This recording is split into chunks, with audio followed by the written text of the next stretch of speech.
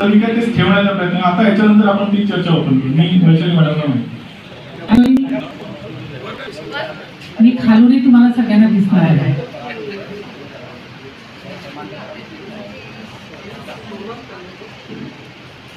काही प्रश्न इथं उपस्थित असे झालेले आहेत, पण धम्मानंद मनवर यांनी जे सांगितलं त्याच्यात बरंच तुम्हाला तथ्य आढळलं असेल. कारण हा आपला जो मुद्दा आहे, हा मुद्दा आपण मे महिन्याच्या 9 तारखेला पासून सुरू झालेला आहे. बांधकाम झालेलं आहे सुरू नोव्हेंबरपासून. तुम्ही सगळे कॉमन पब्लिक, आम्हाला त्याच्यातलं अ म्हणता क माहिती नाही. बांधकामाच्या तिथे खूप मोठे मोठे बॅरिकेड्स लावलेले होते. त्याच्यानंतर कुठेही पेपरमध्ये कोणी बातमी वाचली का की इथे सुशोभीकरणाचं काम चालू आहे, त्याच्यात असं असं होणार आहे? कोणी वाचली नाही. एकदा दीक्षाभूमीवर म्हटलंय की ते व्हिडिओ त्यांनी सांगितला होता, जे लोक सोकॉल्ड नेते आले होते त्यांनी कमिट केलं होतं. दीक्षाभूमीवर आमच्यासारखे सामान्य लोक कशासाठी जातात? पुस्तकं घ्यायला, स्टॉलला व्हिजिट करायला, भाषणं ऐकायला आम्ही आत्तापर्यंत कधीच गेलेलो नाही. त्यामुळे तिथे जे भाषणं झाले असतील, त्याच्यात जे कमिटमेंट झालं असेल ते आम्हाला माहीत नाही. ज्यांच्याकडे आवाज इंडिया TV आहे त्यांच्याकडे तो मेसेज गेला असेल. आमच्याकडे आवाज इंडियाचा केबलच नाही आहे. आम्ही जातो प्रिंट मीडिया, जो पेपरमध्ये माहिती येते त्याला. पेपरमध्ये मे महिन्यामध्ये एका नाही म्हटलं की मॅडम इथं 7 मजली पार्किंग होणार आहे. 7 मजली पार्किंग होणार आहे आणि आपल्याला कसं काही माहिती नाही. म्हणजे मी म्हटलं तर 7 मजली पार्किंग झालं तर ही रुमर होती, कोणाला काहीच माहिती नाही. कारण कोणी काही सांगत गेलं की असं होणार आहे तसं होणार आहे. Clear cut data, clear cut picture समाजासमोर नाही नव्हतं आणि समाजासमोर आत्ताही नाही. सगळी पळवापळी चालू आहे. काही जण आम्ही NIT मध्ये गेलो, त्याच्यातले माझे वाकुडे सर आहेत, मानके सर पण आलेले आहेत आणि गोबरागडे सर होते बहुतेक, ते पण आले असतील. आम्ही 4 जण दीक्षाभूमीच्या साईटवर गेलो. त्या साईटवर गेल्यानंतर कॉन्ट्रॅक्टरच्या तिकडे गेलो. त्यालाही विचारलं इथं काय सुरू आहे. तो म्हणे हा मॅप आहे, याच्यामध्ये असं असं सुरू आहे, आम्हाला जे ऑर्डर दिलेत आम्ही तेच करणार. ठीक आहे, मग म्हणे तुम्हाला जायचं असेल तुम्ही NIT मध्ये जा. NIT मध्ये गेल्यानंतर त्यांनी एक व्हिडिओ मला दाखवला, जो व्हिडिओ तुमच्याकडे व्हॉट्सअपमध्ये पोहोचला असेल. ते सगळं दाखवलं त्यांनी. आपल्याला कुठल्याही सौंदर्यकरणाला विरोध नाही. आम्हालाही वाटतं की दीक्षाभूमी जगातल्या नकाशावर आहे. ती दीक्षाभूमी फक्त नागपूरच्या लोकांची नाही आहे, ती दीक्षाभूमी जगातल्या लोकांची आहे. जो जो बुद्ध स्वतःला बौद्ध समजतो त्याची दीक्षाभूमी आहे. आणि आमची बौद्ध मंडळी जगाच्या पाठीवर प्रत्येक राज्यात, प्रत्येक स्टेटमध्ये, प्रत्येक देशाच्या प्रत्येक कानाकोपऱ्यात आहेत. त्या प्रत्येक कानाकोपऱ्यात असलेल्या माणसाची ती दीक्षाभूमी आहे. आणि ही दीक्षाभूमी इतकी सुंदर असायला पाहिजे की जगामध्ये त्याला वाटलं पाहिजे की नाही आपण तिथं जायला पाहिजे, अशी ती असायला पाहिजे. सगळ्यांना वाटतं की नाही?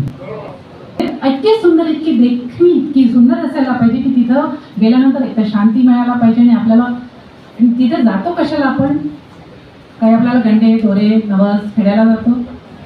तिथं फक्त जातो की बाबासाहेबांनी जे आपल्याला त्या दीक्षाभूमीवरून दिलं ते एक कृतज्ञता म्हणून आपण फेडायला जातो. नमस्कार करतो की बाबासाहेब तुमच्यामुळे आम्ही घडलो, येणाऱ्या पिढीला घडवण्याची आम्हाला ताकद द्या, हे म्हणायला जातो की नाही? की तिथे जाऊन गंडे बांधतो, तारे बांधतो किंवा उदबत्ती मेणबत्ती लावायला जातो? एक श्रद्धा आहे की तुमच्यामुळे आम्ही घडलो, येणाऱ्या माझ्या आजोबांच्या पासून आम्ही बघतोय. कारण माझे आजोबा त्या दीक्षाभूमीच्या कमिटीमध्ये होते, ते आम्हाला नेहमी सांगत राहायचे. तर ते ऐकत आम्ही झालं. तर ते एक कमिटमेंट असतं की आपणही तिथं जाऊन आपलं बाबासाहेबांना वंदन करायचं आणि यासाठी आपण तिथं जात असतो. तर हा जो त्यांनी तो आम्हाला NIT मध्ये सांगितला की हे मॅडम असं सगळं आहे आणि याच्यामध्ये मी म्हटलं सर बाकी सगळं चांगलं आहे. अशोक स्तंभ बनवा, कंपाऊंड वॉल बनवा, पेंटिंग करा, त्याच्यामध्ये स्तूपामध्ये जे लिकेज होतं, पाणी जातं ते तुम्ही अडवा, त्याचे ते छोटे दार आहे ते मोठे करा, तोरणद्वार बनवा. पण अंडरग्राऊंड पार्किंग का? आता अंडरग्राऊंड पार्किंग आता आम्ही तर मला वाटते जेव्हापासून लहानाचे मोठे झालो आपण सगळेजण जातोय. धम्मचक्र अशी जातो, धम्मचक्र प्रवर्तन दिनाच्या दिवशी जातो. कधीतरी आपल्याला अडचण आली का पार्किंगची? 2 दिवस 3 दिवस आपण जातो, कधीतरी अडचण आली नाही. अडचणी नाही आली. आणि कोणी जिथे आमची बांधवं येतात. मी तर म्हणते नागपूरकरांच्या पेक्षा तिथे येणारी पब्लिक आहे, गावखेड्यातली पब्लिक आहे. आम्ही इतक्या लहानपणापासून जातो आहे, त्या लहानपणा त्या ठिकाणी एकाही गर्दीने एकाही कोळीला धक्का मारलेला नाही. आणि कोणत्या आई किंवा बहिणी किंवा एखाद्या तरुण मुलीने सांगावं की माझ्या एखाद्या भावाने किंवा बहिणी किंवा कोणत्या माणसाने तिला अपशब्द सुद्धा म्हणला असेल. इतकं पवित्र ते त्या येणाऱ्या स्थानावर इतके पवित्र आमची लोक जगतात. काही डिमांड नाही, कोणाने काही मागणी नाही केली. आता आमचा प्रश्न असा होता की दीक्षाभूमीवर पार्किंग का. मी म्हटलं त्याचे धोके कसे असतात. मी काही इंजिनियर नाही आहे, पण जर आपले व्हिडिओज पाहिले असेल, स्तूप तिथे, बांधकाम इथे. दीक्षाभूमीचं कन्स्ट्रक्शन जे आहे ते फार जुनं, टेक्निकली पाहिलं सिव्हिल जे त्यावेळेचे सिव्हिल कन्स्ट्रक्शन जे होते फार म्हणजे प्रायमरी स्टेजवर असतील त्यावेळेस बनवलेलं आहे. तिथे जर तुम्ही त्याच्या बाजूलाच खड्डा खोदला तर त्याच्या व्हायब्रेशन्समुळे त्याच्या पायाला धक्का पोहोचू शकतो का. तर ते म्हणाले हो पोहोचू शकतो, म्हणजे असं ठाम नाही पण पोहोचू शकतो. आणि एक छोटंसं झाड असतं 1 फुटाचं पिंपळाचं, त्याचे जे मुळं असतात ना ते 3 फुटावर जातात. एका छोट्याशा एवढ्याशा झाडाची मुळं जे असतात ना 3 फुटापर्यंत जातात. हे झाड किती जुनं आहे, त्याची मुळं कुठपर्यंत गेली असतील. त्या पूर्ण मुळांची कत्तल तिथे झालेली आहे. माझी एक फ्रेंड आज तिच्याकडे तिने व्हिडिओ काढला तर त्यावेळेस तिथे लाकडाचे असे ना लांब ठेवले. तर मॅडम हे मुळं आहेत म्हणायची, इतकी मुळं त्यांनी कापून ठेवली आहे. नंतर आम्ही तर मॅसेज टाकला की बोधिवृक्षाला धोका पोहोचतो. दुसऱ्या दिवशी क्लिअर काढायला गेलो, तिथं एकही झाडाचे मुळं दिसली नाही. म्हणजे आणि पार्किंगचा मुद्दा म्हणजे कसा की समजा आज धम्मचक्र प्रवर्तन दिनाच्या दिवशी कोणी गाडी दीक्षाभूमीच्या पार्किंगमध्ये ठेवली आहे. गाड्या कुठे ठेवतो आपण.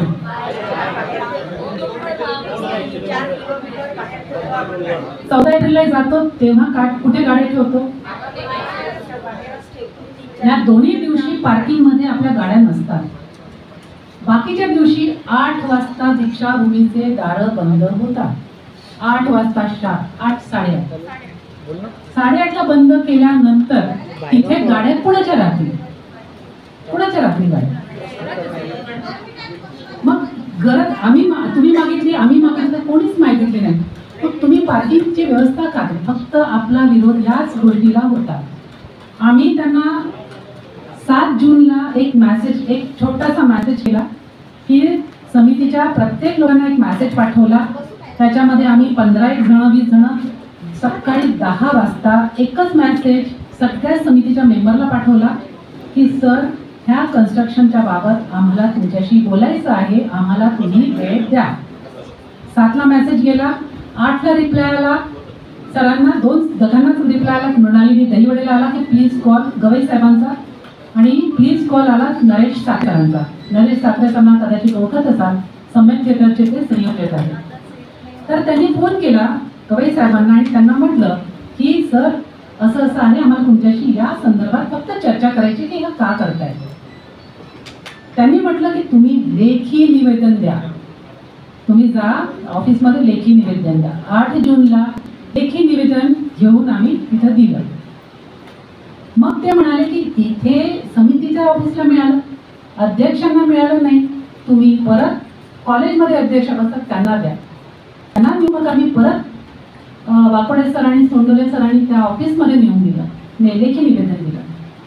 त्याच्यानंतर मग त्यांनी एक ऑप्शन दिला आम्हाला. ते म्हणाले की तुमचे 2 जण मीटिंगला या. हा प्रश्न आपल्या दोघांचा आहे का. हा पूर्ण या देशातल्या बाहेरच्या देशातल्या प्रत्येक बौद्ध बांधवाचा प्रश्न आहे. आम्ही म्हटलं सर आम्ही 2 जण येणार नाही. आम्ही सगळ्यांना सांगू की जाहीर मीटिंग करा. आम्ही तिथं सगळ्यांना सांगू आणि ही मीटिंग लाईव्ह राहणार. तुम्ही जरी नसेल केलं तर आमचे जे लोक आहेत ते व्हिडिओ रेकॉर्ड करतील आणि तो आम्ही सगळ्यांना दाखवू. इतर कुठेही आम्ही असं हे नाही करणार की आम्ही लपून काम करणार नाही, सगळ्यांना दाखवू. 16 तारखेच्या मीटिंगला इथे 4-5 जण होते. धमानंद मनवर यांनी सांगितलं की हे असं झालं. एकच प्रश्न त्यांना विचारला होता की सर तुम्ही आता दीक्षाभूमीला प्रत्यक्ष जाऊन बघा. तिथे एक ऑलरेडी हॉल बनलेला आहे ऑडिटोरियम. त्या हॉलची परमिशन कोणाकडे घ्यावी लागते. NIT कडे घ्यावी लागते, स्मारक समितीकडे नाही आहे ते हॉल, त्याचं परमिशन NIT कडे.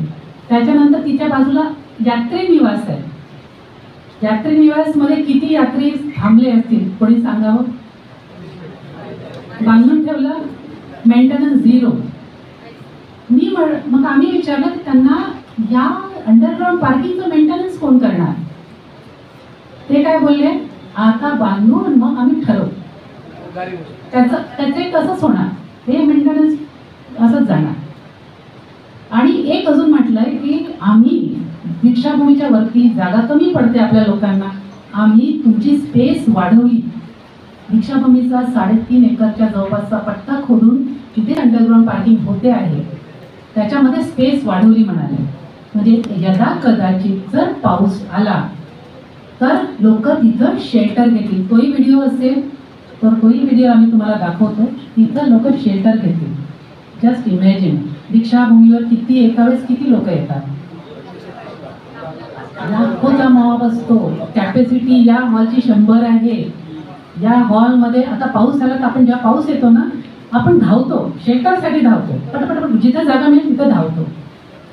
मग नंतर जेव्हा बाहेर पडायची व्यवस्था पाहिली, किती चेंगराचेंगरी होऊ शकते. इमॅजिन करा. रूल आउट करू शकतो का? संभावना आहे. बाहेर पडताना चेंगराचेंगरी होऊ शकते. गवई साहेबांनी म्हटलं, जर असं झालं, एखादा जर गृहस्थ मरण पावला, हो नाही असं कधी आयुष्यात, पण आम्ही दीक्षाभूमीवर असं कधी बघितलं नाही, तर तुमच्यापेक्षा थोडंसं जास्ती दुःख मला होईल. म्हणजे जर कोणी मरण पावला तर तुम्हाला थोडंसं दुःख झालं, त्याच्यापेक्षा मला तुम्हाला 1 किलो झालं असेल तर मला 1.1 किलो दुःख होईल, असं जर मोजमाप केलं तर. म्हणजे आपण त्यांना या पार्किंगसाठीच आपला विरोध आहे. आणि त्यांना सगळ्या गोष्टी, आताही त्यांनी आम्हाला 1 तारखेची वेळ दिली होती.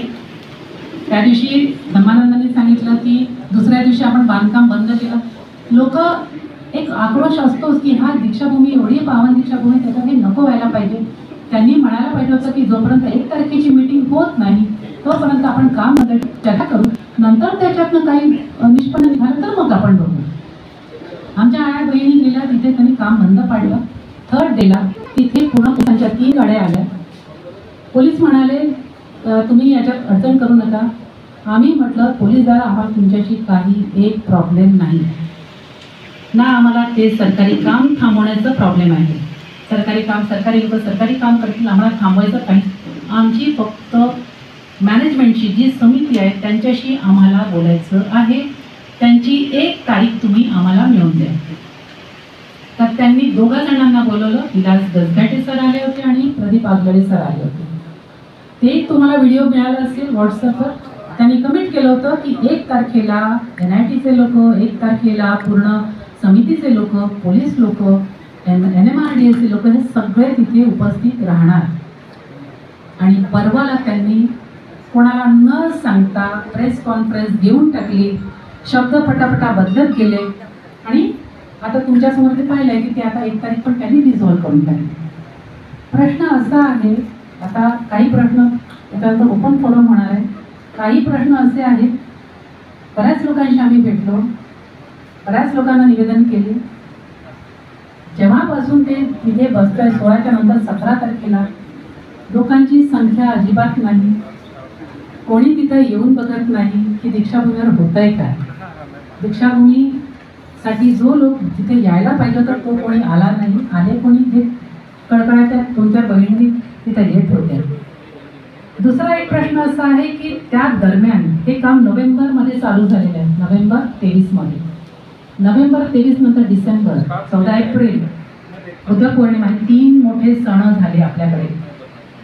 या 3 मोठ्या सणांमध्ये आमच्या लोकांनी भरपूर भाषणं ठोकली आहेत.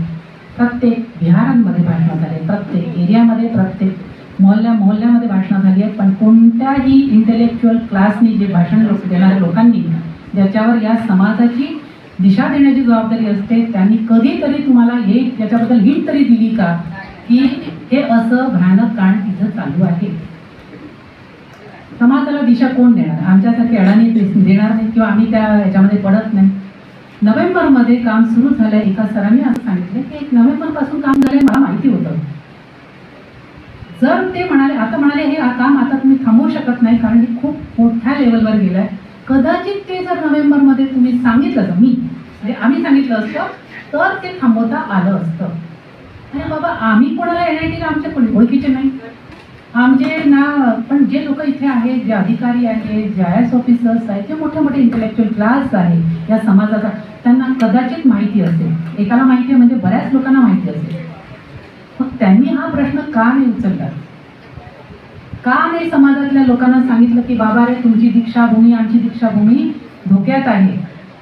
एक काही जणांनी 3 इव्हेंट्समध्ये ज्या कोणी सांगितलं असेल की दीक्षाभूमीवर असं चालू आहे, सांगावं तुम्ही. हा, म्हणजे आता एकच आहे की ज्यांनी सांगितलंय. सांगितलं नाहीये, फेसबुक, ट्विटर, ब्लॉगवर लेख लिहिलेला आहे, व्हिडिओ टाकलेले आहे. म्हणजे कसं की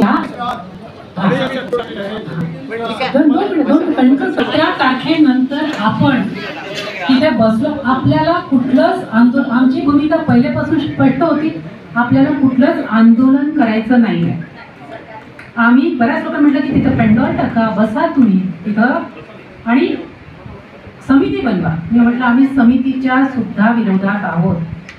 आमच्याकडे हिंदू मिल, आंबेडकर भवनाचे जे प्रश्नांची समितीने वाट लावली ते आमच्या समोर उभा आहे. दीक्षाभूमीसाठी येणारा प्रत्येक भाऊ किंवा प्रत्येक बहीण ही त्या समितीला क्वेश्चन विचारू शकते. इथं कुठलीही समिती बनणार नाही, कुठली न्यायाची किंवा कोर्टाची प्रोसेस पण आपण इथं करणार नाही. आपला स्टँड फर्म होता, आम्ही समितीच्या लोकांशीच बोलायला, चर्चा करायला तयार. आणि त्या समिती, कारण परमिशन कोणी दिली आहे? NITने दिली का? परमिशन समितीने दिली आहे. आता जे लोक म्हणतात, पळवाटा काढतात आहे की हे यांनी केलं, मी नव्हतो, पण ते त्या समितीचे सदस्य असल्यानंतर सचिव बनतात ना. पहिले समितीचे सदस्य असतात, मग समितीचे सचिव बनतात. आणि हा ब्लेम गेम करणं की अरे भंतेजीवर आहे असं करणं, हे थोडंसं बरोबर नाही आहे. त्याच्यासाठी आपल्याला इथं कोणी आम्ही आंदोलनाच्या भूमिकेत नाही आहोत. आमचा क्लिअर कट स्टँड आहे. समाजाने हा प्रश्न सोडवण्यासाठी तुमची पण जबाबदारी, प्रत्येक नागरिकाची जबाबदारी आहे. प्रत्येकाने तिथे येऊन विचारावं, समितीला विचारावं आणि याच्यातून जो काही चांगला तोडगा निघत असेल तो करावा. आम्ही आताही समितीच्या या अंडरग्राऊंड पार्किंगच्या विरोधात आहोत. समितीने आता 1 तारखेची मीटिंग ठेवली होती, समितीने ठेवली होती, आम्ही नाही. आम्ही रिक्वेस्ट केली समितीला, तुम्ही ठेवा. त्यांनीच ती डिझॉल्व पण केली. बाहेरगावचे लोक यायला तयार आहेत की सांगा केव्हा येऊ, 1 तारखेला येऊ. समितीने जर आमंत्रण दिलं नाही तर मग आपण त्यांना काय सांगू? आणि एक गोष्ट अशी होती की सुरुवातीला असे म्हणण्यात आलं की प्रेस कॉन्फरन्स घ्या, आपण हे मुद्दा सवाट्यावर आणू. त्यावेळेस आम्ही म्हटलं होतं की नाही, हे आपल्या घरची गोष्ट आहे, आपण ही बाब समाजाची, आपल्या समाजाची गोष्ट सवाट्यावर आणून लोकांमध्ये शिजू नाही करायची. पण ही गोष्ट आता मीडियामध्ये आली. आपण फक्त आपल्या ग्रुपवरच टाकले होते. प्रत्येकाने, मला तरी वाटतं प्रत्येकाने, बौद्ध बांधवांनी आपल्याच ग्रुपवर ही गोष्ट शेअर केली असेल. कॉमन ग्रुपवर आम्ही आतापर्यंत कधीच नाही टाकलं. तर त्यामुळे कसं आहे की आता या सिच्युएशनवर आम्ही जी चर्चेच्या भूमिकेत होतो आणि आताही आहोत. समितीने आता जी तारीख दिली होती त्यासाठी आपल्याला काय करता येईल, आपण पुढे आपण काय करू, यासाठी आपण आता इथं बोलू शकतो. जेवढा मॉब जो आज इथे आलेला आहे, कदाचित तिथे त्यांच्या समोर आला असता तर आपल्याला हे सगळं थांबवता आलं असतं. कसं असतं ना की स्मारक समितीने कधी विचारलं नाही, कुठल्याच लोकांना विचारलं नाही की हे आम्ही इथं बांधतोय, बरोबर आहे का, तुम्ही सांगा. तुमचे आपले काही रेफरन्सेस मागितले का? काहीच नाही. म्हणजे जी लोकांनी डिमांड नाही केली ते खोदकाम केलं. तिथे पाणी नाही मिळत. आपल्याला हे तुम्हाला सोडवायचं आहे, हे कॉमन पब्लिकलाच सोडवायचं आहे. आम्ही तिथपर्यंत आलो. चर्चासाठी तुम्हाला समितीला तुम्हालाच बोलायचं आहे. आम्ही बोलून चुकलो, त्यांनी लपून छपून ती मीटिंग घेऊन टाकली, प्रेस कॉन्फरन्स घेऊन टाकली. आता तुम्ही ठरवा आपल्याला इथे पुढे काय करायचं आहे. कारण तुम ये करो, तुम वो करो, आम्ही कोण होतो करणारे? हे सगळे आपल्या लोकांची आहे ना. दीक्षाभूमी आपल्या सगळ्यांची आहे. आणि इथं कोणी कमिटी याच्यासाठी नाही बनवत, कारण कमिटीचे सगळे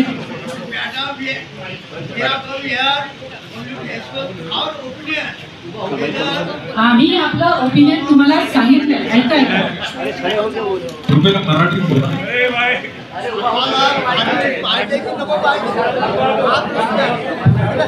एक मिनिट. पाणी ह्या ठिकाणी मांडायची आहे हे देखील माहिती आहे.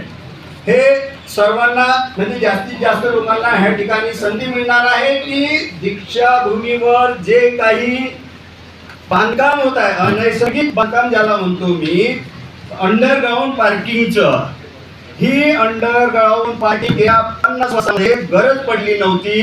ह्याच्यानंतर आपल्याला गरज पडणार आहे का, है की नाही? आणि ह्याच्याबद्दल जर गरज पडणार नाही तर अंडरग्राऊंड पार्किंगला 140 करोड रुपये, 200 करोड पैकी एवढं खर्च करणं आवश्यक आहे का, ह्याबाबत आपल्याला चर्चा करायची आहे. मी एकच मुद्दा, एका लाईनचा मुद्दा मांडतो की ह्या देशामधील, जगामधील बौद्ध जनतेला दीक्षाभूमीवरची जी पार्किंग आहे ती अपेक्षित आहे काय किंवा नाही?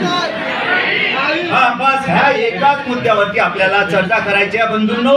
आणि एखादा व्यक्ती बोलत असताना कृपा करून त्याचं मत मांडत असताना दुसऱ्यांनी त्याचं मत खोडण्याचा प्रयत्न करू नये. तुम्ही त्याचं झाल्यानंतर मग तुमचं मत व्यक्त करा, परंतु कोणी असं ह्याच्यामध्ये थोडी गडबड असं काही करू नका प्लीज. धन्यवाद सर्वांना. Thank you sir. मला वाटतं इन्स्ट्रक्शन क्लिअर आहे. आता कोणा 1 मिनिट सगळ्यांनाच बोलायचं आहे, सगळ्यांनाच बोलायचं. मला 1 मिनिट, एक सेकंड त्यांना बोलू दे. एक मिनिट. आपण काय करतो ना, आपण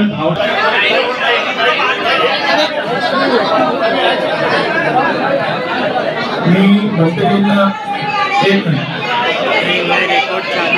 बंद करायची आहे का मीटिंग? हात वरती करा, बंद करून आपल्या घरी जाऊ. आम्हाला इथं काही वेळ नाही आहे, त्यामुळे शांत बसा. भंतेजी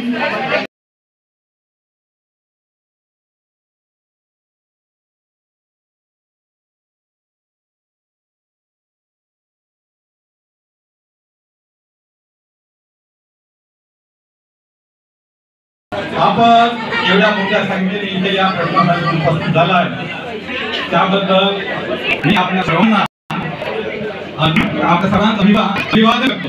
आणि हा जो आपला भावनिक प्रश्न आहे, आपल्या हिताचा प्रश्न आहे, हाही सोडवण्यासाठी जमलेला आहे.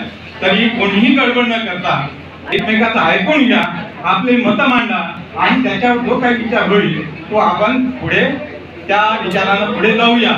म्हणून दीक्षाभूमी झाली पाहिजे, चांगली झाली पाहिजे, जगामध्ये सुंदर अशी आपलं हे स्थान झालं पाहिजे, हे सगळ्यांना वाटतं आहे.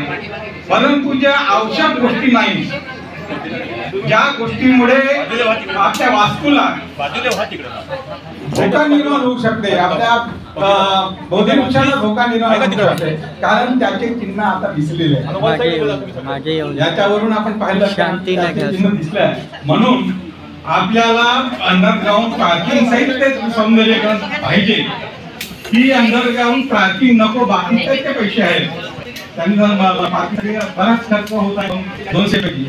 तर त्या खर्चात मधून जर आणखी दुसरा जर चांगलं सौंदर्यीकरण होत असेल तर इट इज वेलकम. आपण त्याचं स्वागत करूया आणि या मुद्द्यावरती धरून प्रत्येकाने बोलावं. मी जास्त काय बोलत नाही, त्याच्यानंतर आपण सारांश घेऊन घेताना मग हे करूया. तर धन्यवाद. एकदम विस्तृत आणि शॉर्ट मध्ये त्यांनी सांगितलं बंधूजींनी. त्यानंतर खाली घ्यावा डॉक्टर जीवन आणि 2 मिनिटं सर. आणि बोलायच्या वेळेस हा हॉल 3 वाजेपर्यंतच उपलब्ध आहे. इन्स्ट्रक्शन 3 वाजता ते दुसरा प्रोग्राम आहे, त्यामुळे कृपया प्रत्येकाने 2-2 मिनिटं करून सोल्युशन सांगावं. बाकी प्रॉब्लेम्स आम्हाला सगळ्यांना माहिती आहे, फक्त सोल्युशन सांगायचं की 22 सप्टेंबर 2023 लोकमतचे माजी पत्रकार रणजित मिश्रा त्यांचा मला फोन आला आणि त्यांनी मला सांगितलं की डॉक्टर दीक्षाभूमीला फोटो करूया. तारीख 22 सप्टेंबर 2023. मी म्हटलं मी बघितल्याशिवाय तिथं काही बोलणार नाही. त्यानंतर माझे माझे इंजिनियर आहेत त्यांना मी माझ्याकडे बोलवलं. नोटीस दिली आणि सांगितलं की अशी गोष्ट आहे, आपला देशातून जायचं आहे. तर त्यांनी मला सांगितलं की चला आपण जाऊया. मग आम्ही गेलो. माझ्याकडे मीटिंगमध्ये काय झालं की जे गड्डे सुरू आहेत त्याचा इफेक्ट सुरुवात होऊ शकतो का, मोदीच्यावर होऊ शकतो का, त्या विषयावर आम्ही चर्चा केली. इंजिनियर होते, इंजिनियर बागडे, विजय बागडे यांना मी बोलवलं, गौतम मेंद्रे यांना बोलवलं. त्यानंतर माझी जी टीम आहे, माझी सिव्हिल प्रोटेक्शनची जी टीम आहे, त्यामध्ये मनीषा घोष होती, विजय भंसारे, शंकरराव ढेंगरे याची मंडळी आम्ही डिसेंबरला गेलो आणि फोटो काढले. तेव्हा फक्त खोदकाम झालेलो. ते फोटो काढले, ते पुन्हा त्याचे संपूर्ण ब्लॉक झालेली होती, ती पुन्हा तोडली कंपाऊंडवर आणि मी फोटो काढले. फोटो काढल्यानंतर मी देख केला. त्यावेळेस 23 तारखेला फोटो आलेले आहेत. तुम्ही जर फेसबुक पाहिलं, ट्विटर ब्लॉगर बघितलं, त्यामध्ये फोटो आलेले आहेत आणि बातमी सुद्धा आलेली आहे. आता पुन्हा 2 दिवसाची मी बातमी टाकलेली आहे. त्याच्यामुळे इंडिव्हिज्युअल जी मंडळीवर जे आरोप होतो की झोपले होते काय आम्ही आमचे तत्व तेव्हा केलेलं होतं.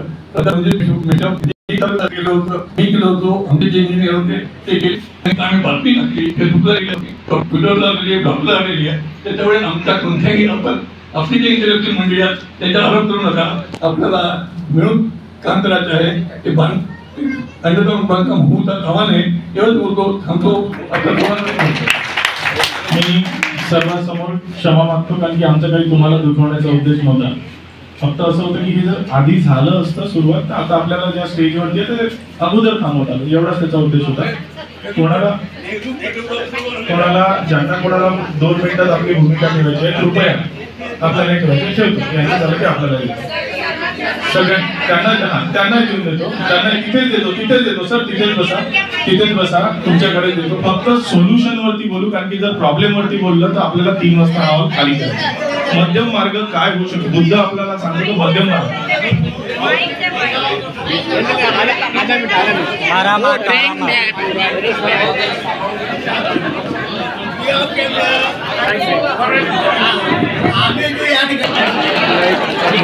खतरनाक 2 मिनिटाचं झालं, पण आवाज आपण किती शांतता भंग केली त्या 2 मिनिटासाठी. कृपया भंग करू नका. आणि अजूनही मी पुन्हा रिक्वेस्ट करतो, सोल्युशनवर बोलूया. सर्व तुम्हाला सोल्युशनवर बोलावं लागेल, पुढे काय करायचं आहे.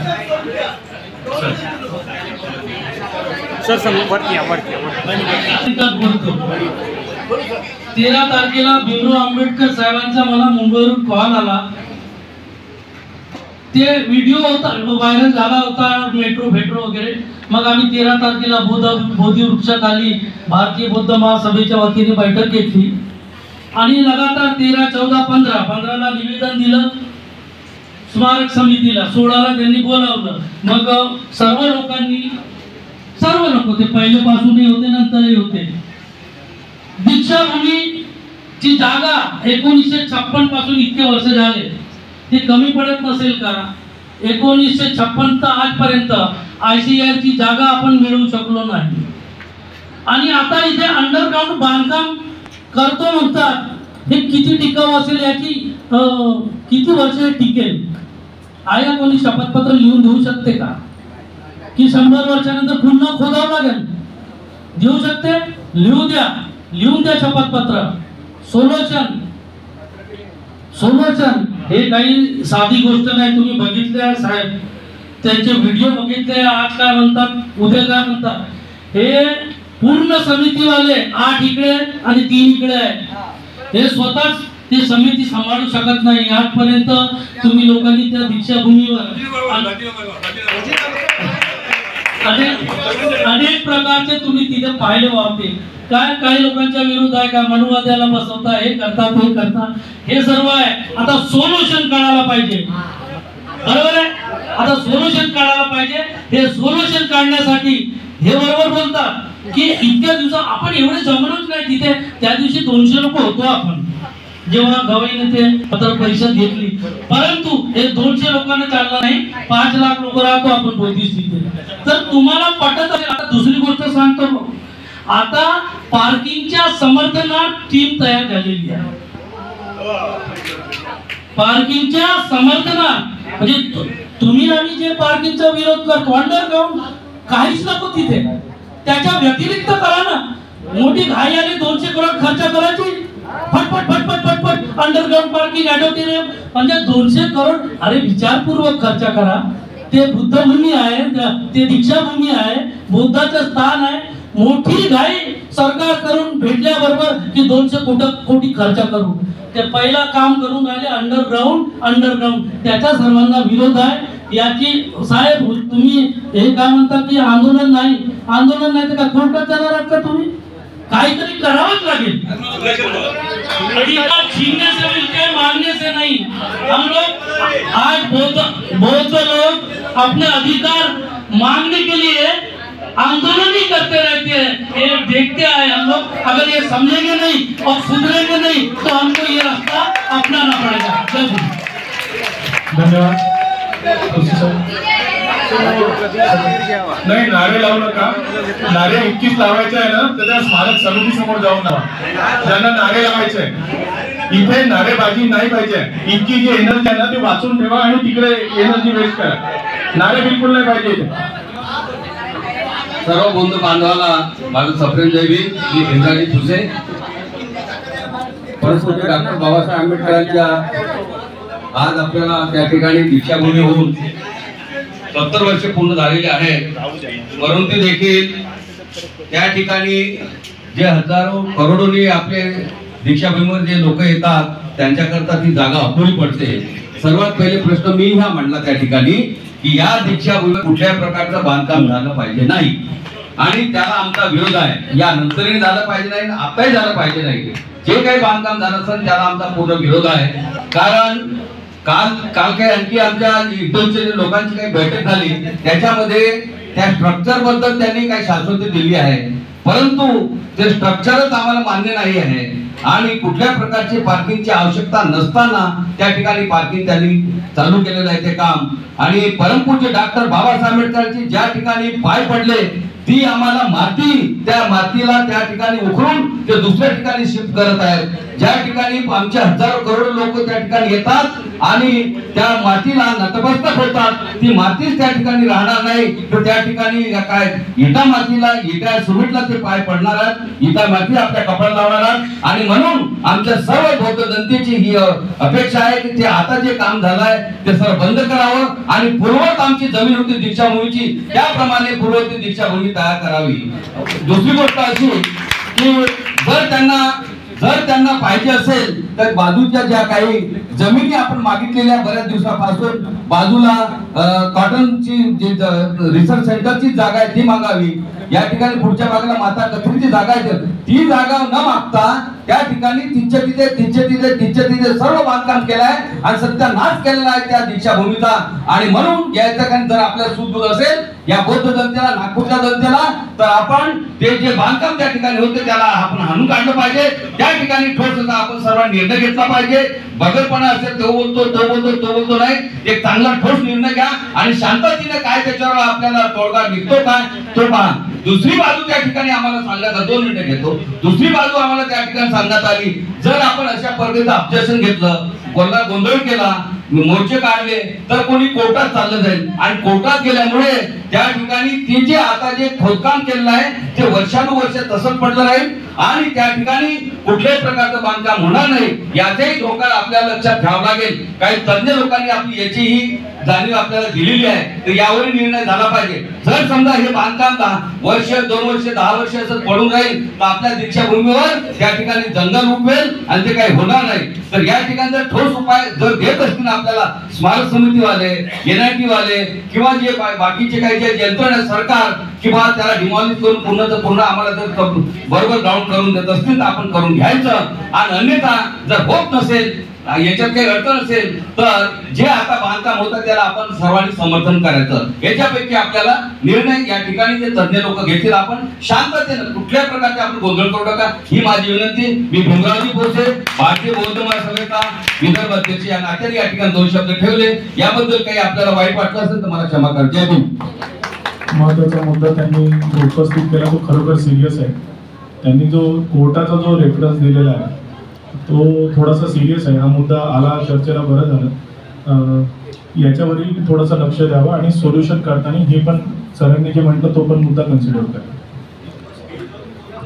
जागेवर. मी तिकडे फिरतो आता, हॅलो. तिकडे फिरतो असं, तिकडे फिरतो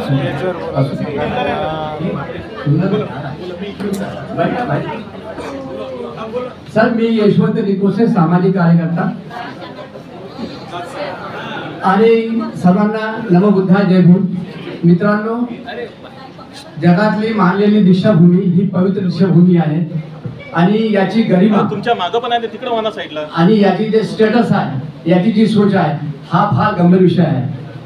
आणि ही जी समिती आहे, ह्या समितीवरती माझा आरोप आहे, जेव्हापर्यंत ही समिती बनलेली आहे, यांनी आजपर्यंत 7-12 आणि आखीव पत्रिकेवर काम केलेलं नाही साहेब. आधी लाज वाटते आखीपत्री आहे असं नाही, पण दीक्षाभूमी का पाहिजे भारतीय सर, एक मिनिट सर, मुद्दा पार्किंगचा आहे. पार्किंगला मला हे सांगायचं आहे की हा फार टेक्निकल प्रश्न आहे, हा कोर्टाचा प्रश्न आहे, हा गांभीर्याचा प्रश्न आहे. आणि आता माझे मोठे बंधू सांगून गेलेले आहेत की आमची थोडीशी बी चुकी झाली तर आमचा हा सर्वनाश होईल. आता राहिली पार्किंगची गोष्ट आम्ही करतो, हे जेवढे आपल्याला हे समितीचे लोक बुद्धिमान समजतात, तर मग हे राम जन्मभूमी बनली, किती कोण्या पार्किंग बनली, सांगायचे तात्पर्य माझे हे आहे. आणि हसा नको बाबा, बहुत गंभीर विषय आहे. कॉन्ट्रोवर्शियल मुद्दा नाही पाहिजे इथे. या माणसाला पण उदाहरण सांगून राहिलो का, वाईट नको मानलं. माझं म्हणणं हे आहे की सर्वांनी असा विचार करा, मांगने से भीख नहीं मिलती, मांगने से भीख नहीं मिलती. उसके सामने जो सजेशन दिए है, हमको आम्हाला मध्यम मार्ग काढायचा, लक्षात ठेवा. आणि मित्रांनो, जलबाजी न करा. आणि आपल्या लोकांमध्ये वाईट सवय आहे की ऐकून घेत नाही. तो एक साहेब बोलायला लागला काय करायला लागलं ना. अरे आम्ही आपल्यावर सांगत तात्पर्य म्हणजे हे असं आहे की माझे हे म्हणणं आहे की मी कॉमेंट करतो, मी त्यांना सॉरी म्हणतो, पण आता आपण इथे सिरियस लोक समजून घ्या, करून घ्या. मी हा आपल्या जगाच्या पवित्रतेचा गरिमाचा प्रश्न आहे. तर मित्रांनो, सर्वांना जय भीम, नमो बुद्धा. सर, आपलं प्रत्येक ठिकाणाहून लोक आलेले आहेत, त्यांनी कृपया आपलं नाव सांगावं, कुठून आलेले आहे आणि त्यांचा मुद्दा तिथेच, कारण की आता सगळे लोक समोर नाही येऊ शकणार. सफरन जय भीम, नमो बुद्धा. मी निलेश शंभरकर, नागपूरवरून आलेलो आहे. मला हे म्हणायचं आहे की आता इथे विषय आला की आपण हा विषय कायद्यासमोर नेऊ नये, परंतु माझं असं मत आहे की ह्या देशामध्ये जेव्हा कुठलाही प्रॉब्लेम येत असतो तेव्हा तो त्या प्रश्नावरती फक्त कायद्याच्या माध्यमातून सोल्युशन निघत असते. मी शंभरकर तुम्हाला म्हणजे विनंती करतो आहे की आपण हा विषयाला कोर्टापर्यंत न्यावे आणि याला कोर्टामध्ये नेऊन आपण न्याय मिळवावा. कारण की आपल्याकडे अत्यंत अनेक उदाहरणे आहेत की कोर्टाच्या नाही हॅलो काही लोक विरोधात असतील, परंतु तुमचा मार्ग हा कोर्टातच निघणार आहे. तुम्ही इथे बसून चर्चा करून मार्ग निघणार नाही. कोर्टाचा जो मार्ग आहे त्याचं आमचं कोणाचंही समर्थन नाही. याचं कारण असं आहे, आम्ही हे सगळे करून पाहिलं, सगळे लटकतो. त्यामुळं आपण काय चांगलं सोल्युशन मध्यम मार्गाने काय काढू शकतो तेवढं सांगा. सर, तुमचं नाव सांगायचं. 1 मिनिट सर, नाव आणि 2 मिनिटं सोल्युशन. मी engineer Nandlal Mishra, retired executive engineer civil. मी दक्षिण पश्चिम बौद्ध महासभेचा अध्यक्ष आहे. तर मला हे सांगायचं की आता सगळ्यांना मुद्दा क्लिअर झाला आहे की अंडरग्राऊंड पार्किंग नको आहे. कारण काय की आपले लाखो लोक येतात आणि तिथं 2-3 दिवस मातीवर झोपतात. आता हे पार्किंग झाल्यावर का सिमेंट कॉन्क्रीटवर झोपतील का, ते नाही शक्य. त्याच्यामुळे आपला दीक्षाभूमी आहे, लाखो लोक येणाऱ्यांना 2-3 दिवस त्याच्या आरामात आपली श्रद्धा व्यक्त करायचं, वंदन करायचं, नाही तर झोपतात, जेवण करतात वगैरे. तर ते माती कशी माती पाहिजे आहे, हाच महत्त्वाचा मुद्दा आहे. दुसरा मुद्दा आहे की या बांधकामामुळे स्तूपाला धोका होईल का, बोधिवृक्षाला धोका होईल, हा मुद्दाच ठेवायचा नाही आपल्याला. धोक्याचा प्रश्न नाही. आम्हाला दीक्षाभूमी जशी आहे तशी पाहिजे आहे, हा कुठलाही मुद्दा काढायचा नाही आहे किंवा कुठेही कोणाला विचारायचं नाही, कोणाही एक्सपर्ट लावायचं नाही आहे की आपल्याला याचा धोका होईल का, हा मुद्दाच ठेवायचा नाही. हा आमचा भावनिक प्रश्न आहे. आमच्या कार्यक्रमाच्या वेळेस लाखो लोक असतात, ते लाखो लोकांना झोपायला ते ओपनमध्ये झोपतात, काही चिंता नाही, पाऊस येऊ ऊन लावू काही नाही. माती पाहिजे आणि माती पाहिजे म्हणजे पूर्ण बुजवायला पाहिजे. आता याच्याबद्दल सोल्युशन काय कसं करता येईल ते आपण एक्सपर्ट लोकांनी वाटल्यास पुढे मार्ग कसं करता येईल हे ठेवायचं, पण याच्यानंतर कुठेही धोका होईल का हा प्रश्न काढू नये आणि याच्याबद्दल हे करू नये. धन्यवाद. जय हिंद. सरांना बोलूया.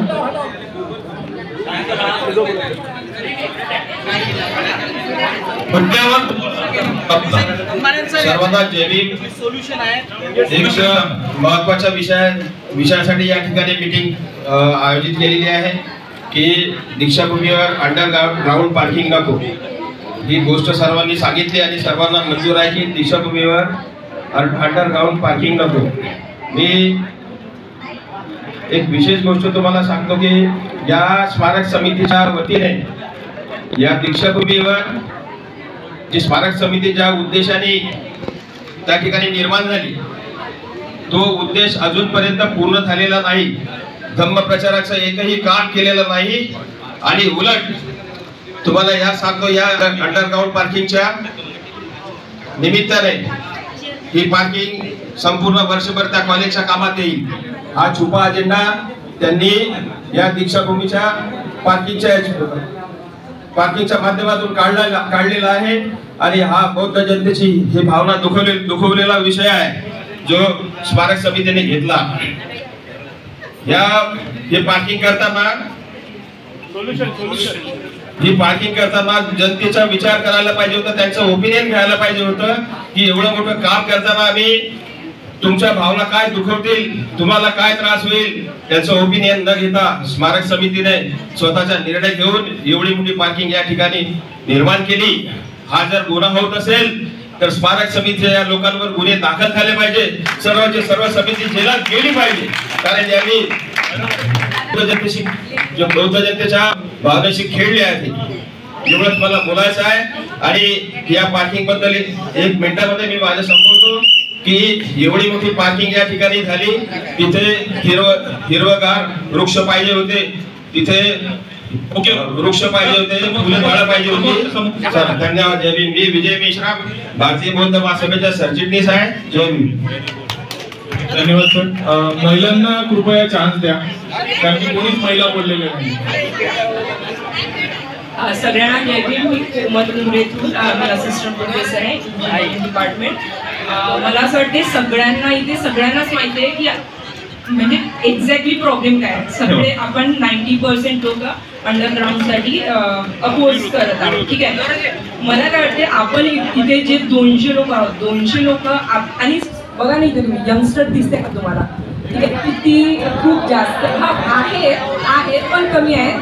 व्हॉट आय एम सेइंग की सोल्युशन हे आहे की आपण आणखी मेजॉरिटीने कसं आपण त्यांना डिबेट करू, कारण की ऑलरेडी ग्रुप बनलेला आहे. ठीक आहे. इवन मी ज्या ग्रुपमध्ये तिथे अशी पण लोक आहेत की जे पार्किंगसाठी सपोर्ट करत आहेत. ठीक आहे. तर आता आपल्याला फक्त मेजॉरिटीमध्ये फाईट करायची आहे. तर आपण एकाच हॉलमध्ये 10 लोक एकामेकांसोबत असं करत आहोत, तर तिथे काय युनिटी दाखवणार आहोत? ही रेस फक्त आपण तेव्हाच विन करू शकतो जेव्हा आपल्यामध्ये युनिटी राहील. तर थोडंसं एका डायरेक्शननी सगळ्यांनी जावं, हे वन ऑफ द एक सोल्युशन आहे. मी सगळ्यांना बोलण्याचा चान्स देते. कमी बोलते. थँक्यू. राहुल सर हो सर्वांना आणि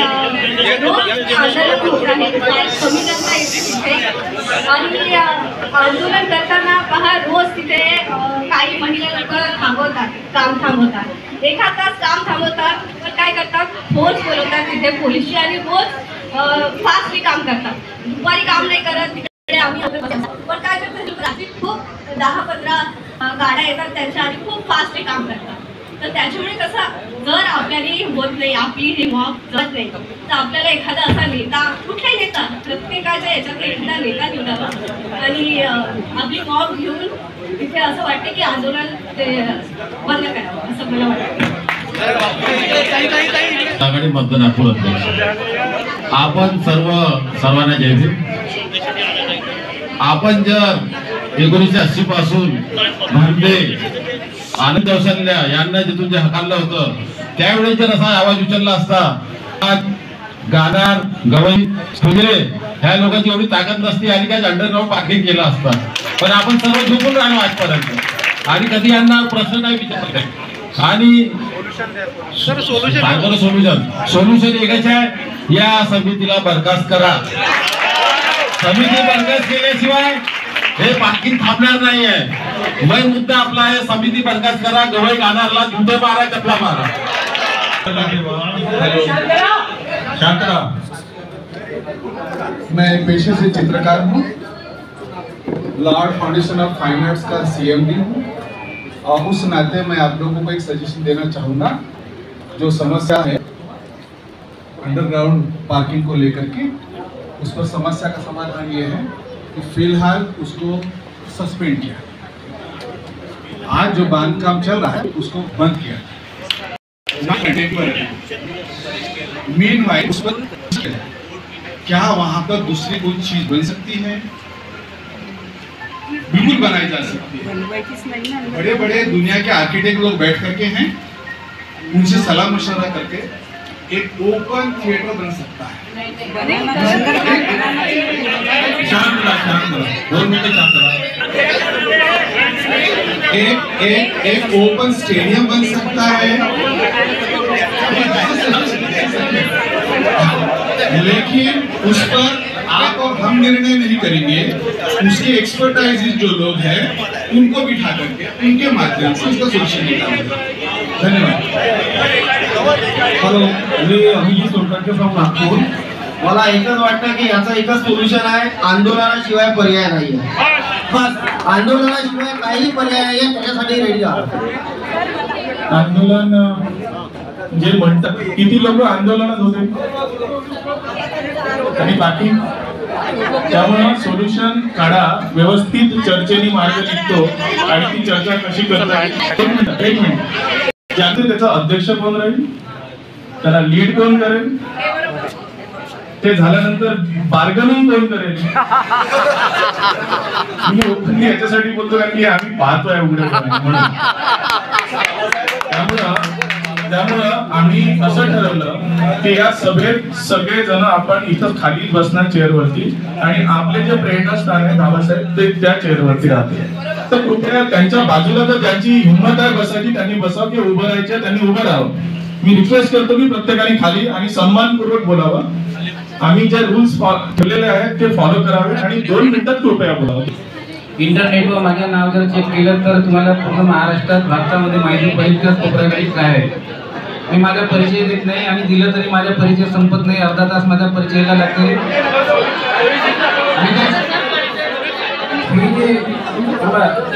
बोलू देत असाल तर मी बोलतो, नाही तर बोलणार नाही. फुकणार सांगत नाही, बिना डॉक्युमेंट नाही. आणि आता इथं जे बोलले बिना डॉक्युमेंटने बोललेले आहे. मी दस्तावेज शिवाय बोलत नाही, कारण मी जबाबदार व जागृत नागरिक असून एक संविधानाच्या अभ्यासापासून कायद्याचा विद्यार्थी आहे. आणि जिल्हाधिकारी महोदयाला चंद्रपूरच्या मागच्या 6 महिन्यापूर्वी अटक करून मी दिल्लीला घेऊन गेलेलो आहे. जे घटना भारतात आतापर्यंत घडली आहे ती मी करून दाखवलेली आहे. जी आंबाझरी तलाव आहे त्या तलावाला बगीचा दाखवलेले आहे, आणि बगीचा दाखवून तिथला स्मारक पाडलं तरी इथल्या लोकांनी कुठेही अॅट्रॉसिटी गुन्हे दाखल केले नाही. इथल्या कलेक्टर, कमिशनर, मंत्री मंगल प्रभात लोढावर मी अॅट्रॉसिटीचे गुन्हे बोरवल्याला दाखल केलेले आहे. उद्या माझा आदेश आहे, म्हणून मी कोणत्याही हक्काने बोलत असतो. विषय असा आहे, दीक्षाभूमीचा सर्वे नंबर 221-222 आहे. ती जमीन आज 70 वर्षापासून आपल्या नावाने नाही, जुडपी जंगल सातबाऱ्यावर आहे. माननीय जिल्हाधिकारी महोदय यांच्यातर्फे तहसीलदार नागपूर यांनी 16/1/2019 रोजी त्या जमिनीला पुन्हा आदेश पारित केलेला आहे जुडपी जंगलाचा. आणि याचा फेरफार जो आहे, फेरफार क्रमांक 5021, फेरफार घेतल्याची तारीख नाही, माहिती मिळाल्याची तारीख नाही, आदेशाची तारीख नाही, नोटीस दिल्याची तारीख नाही. आणि 8/2/19ला फेरफार घेतला आणि 8/2/19ला फेरफार पास झालेला आहे. एका दिवसामध्ये फेरफार पास होणे हे महाराष्ट्रातली नाही तर भारतातली पहिली घटना आहे. तुम्ही आतापर्यंत कलेक्टर, कमिशनरला जाब विचारले आहे का? मी जाब विचारलेला आहे, काल परवाला मुख्यमंत्र्याला जाब विचारलेला आहे. असं भारतामध्ये होतंय काय? तुम्ही यांच्या ऍक्शन का नाही घेतली? मी स्वतः 30 वर्ष नोकरी केलेला माणूस आहे, करत आहे, आणि आजच्या जगे बँड बजावलेले आहे अधिकाऱ्याचे. हा एवढा मोठा प्रश्न आज दीक्षाभूमी जेव्हा नावाने नाही 70 वर्षामध्ये सातबारा नाही तरी आपल्या लोकांनी प्रश्न विचारला नाही. आता काल गवई साहेबांनी सांगितलं आहे मला सातबाऱ्याविषयी माहित नाही, सुधीरला माहित असेल त्यांना मी फोन लावला तो म्हणजे मलाही माहित नाही. दुसरी गोष्ट सोलेखिने सांगणार आहे जे प्रॉपर्टी कार्ड सांगत होते ते दीक्षाभूमीच्या प्रॉपर्टी कार्ड आहे 1265 आणि 1267 नंबर आहे. त्या नंबरवर डॉक्टर पंजाबराव देशमुख कृषी विद्यापीठ लिहिलेलं आहे. सातबाऱ्यात तुम्ही जाऊन बघा. म्हणजे दीक्षाभूमीच्या नावाच्या ठिकाणी पंजाबराव देशमुखचं नाव आहे, तिथं शेती लिहिलेलं आहे 2017 मध्ये भूमापन अधिकाऱ्यांनी. तुम्ही प्रॉपर्टी कार्डची गोष्ट करता म्हणजे इकडे सातबाऱ्यावर नाव नाही, इकडे प्रॉपर्टी कार्डवर नाव नाही. काय करताय तुम्ही पार्किंग करून आपल्या मालकी हक्काने जेव्हा दीक्षाभूमी नाही आहे काय करणार आहे. पार्किंगचा नंतरचा प्रश्न आहे कारण आमचे पहिले दीक्षाभूमी नावाने करणे जगामध्ये दीक्षाभूमी नावाने फेमस आहे देशामध्ये जगामध्ये आणि ते दीक्षाभूमी 70 वर्षापासून नावाने नाही. हा प्रश्न तुम्ही तहसीलदार एडीओ कलेक्टर कमिशनरला का विचारले नाही. जर तुम्ही दीक्षाभूमी झुडपी जंगल आज प्रेझेंट तुम्ही सातबाऱ्यावर करू शकता 2020 मध्ये तर दीक्षाभूमी का केले नाही हे मी काल विचारलेले आहे. माझे डॉक्युमेंट आहे कलेक्टर कमिशनरला जाब विचारलेले आहे. 7 दिवसांमध्ये जर तुम्ही त्या दीक्षाभूमी नावानं केलं नाही तर मी स्वतः तुमच्यावर गुन्हे दाखल करेल म्हणलं आणि पोलीस स्टेशनला मी रिपोर्ट दिलेला आहे. चंद्रपूरच्या एसपी ला रिपोर्ट दिलेला आहे. एसपी साहेबांनी इथल्या बजाज पोलीस स्टेशनला माझ्या तक्रार वर्ग केलेली आहे. तात्काळ याच्यावर तुम्ही ऍक्शन घ्या म्हणून मी त्यांना एसपी ला सुद्धा सांगितलंय की तुम्ही जर याची तक्रार घेतली नाही तर सीआरपीसी कलम 166 अनुसार मी एसपी वर सुद्धा गुन्हा दाखल करणार आहे. कारण माझ्या आता चंद्रपूरच्या एसपी वर नोटीस निघाली आहे 4 अजून त्यांनी उत्तर दिले नाही. त्याचा वॉरंट सुद्धा काढणार आहे. यापूर्वी कलेक्टरवर वॉरंट करून अटक करून मी नेलेलं आहे. म्हणून मी कोणत्याही डॉक्युमेंटली सह बोलत असतो.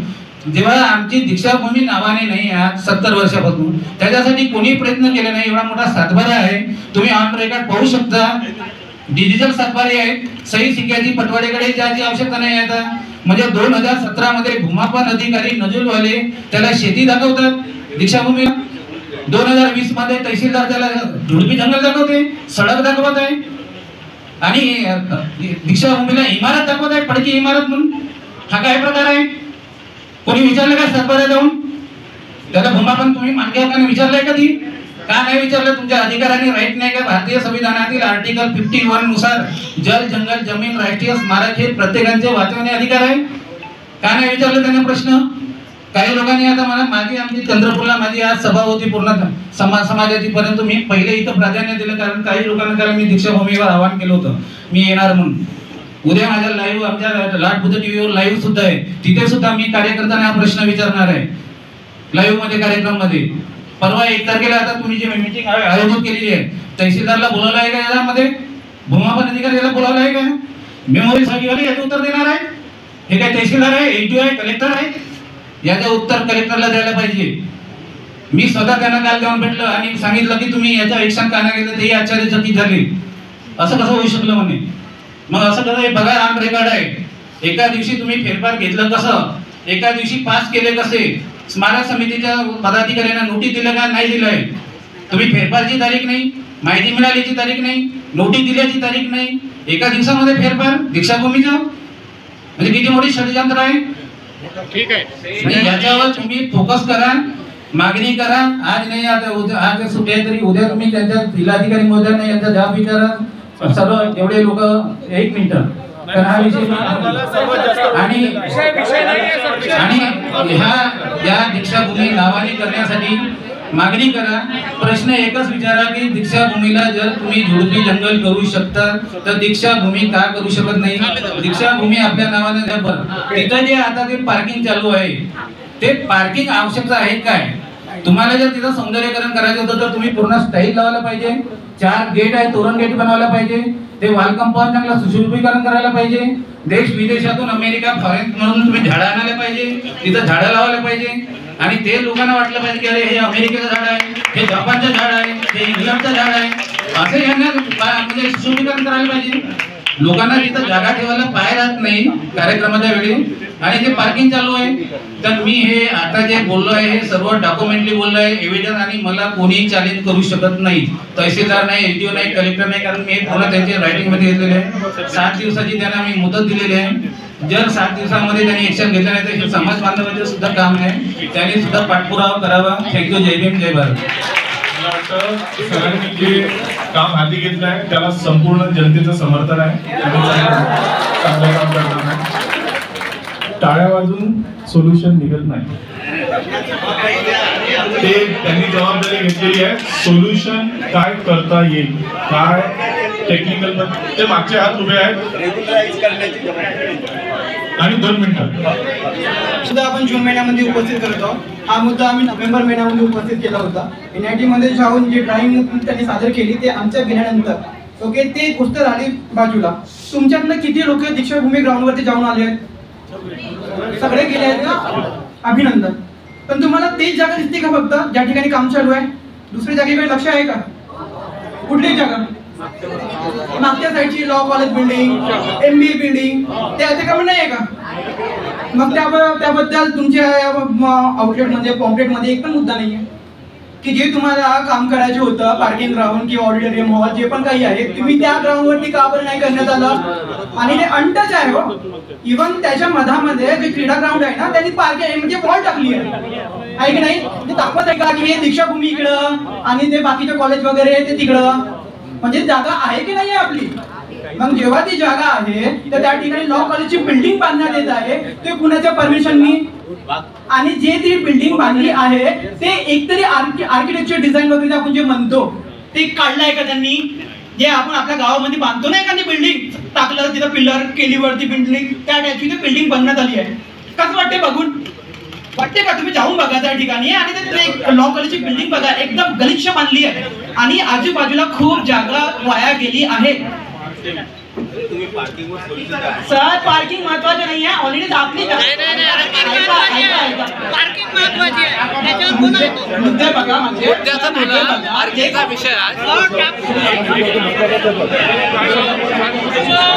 मी तुम्हाला बॅकग्राऊंड सांगत होतो. जे पार्किंग एरिया व्हायला पाहिजे ते कॉलेजच्या ठिकाणी व्हायला पाहिजे. ते आधी कॉलेजची बिल्डिंग पाडा, त्या ठिकाणी अंडरग्राऊंड पार्किंग पण होते, लॉ कॉलेजची बिल्डिंग पण होते. जे तुम्हाला मेमोरियल बनवायचे आहे, जे तुम्हाला हॉल बनवायचे त्या ठिकाणी होते, ते भरपूर जागा आहे हो. या ठिकाणी तुम्ही टच नको करा. त्यांना हे आपल्याला कसं तोंडाने सांगावं लागणार नाही. आपण बानाई हॉलमध्ये या ठिकाणी पूर्ण इंजिनियर लोक आहात, तुम्ही सिव्हिल इंजिनियर आहात, तुम्ही एक उत्तम डिझाईन द्या, त्यांना सबमिट करा. फक्त मोर्चे काढून चालणार नाही, त्यांच्याबरोबर संवाद करायला पाहिजे. त्यांना आपण आपले डिझाईन प्रेझेंट करू NIT वगैरे आणि ते त्यांच्याकडे सँक्शन करून घेऊ, त्याच्यावरती आपण वर्क करून घेऊ. हा बोल दादा, बोल बोल.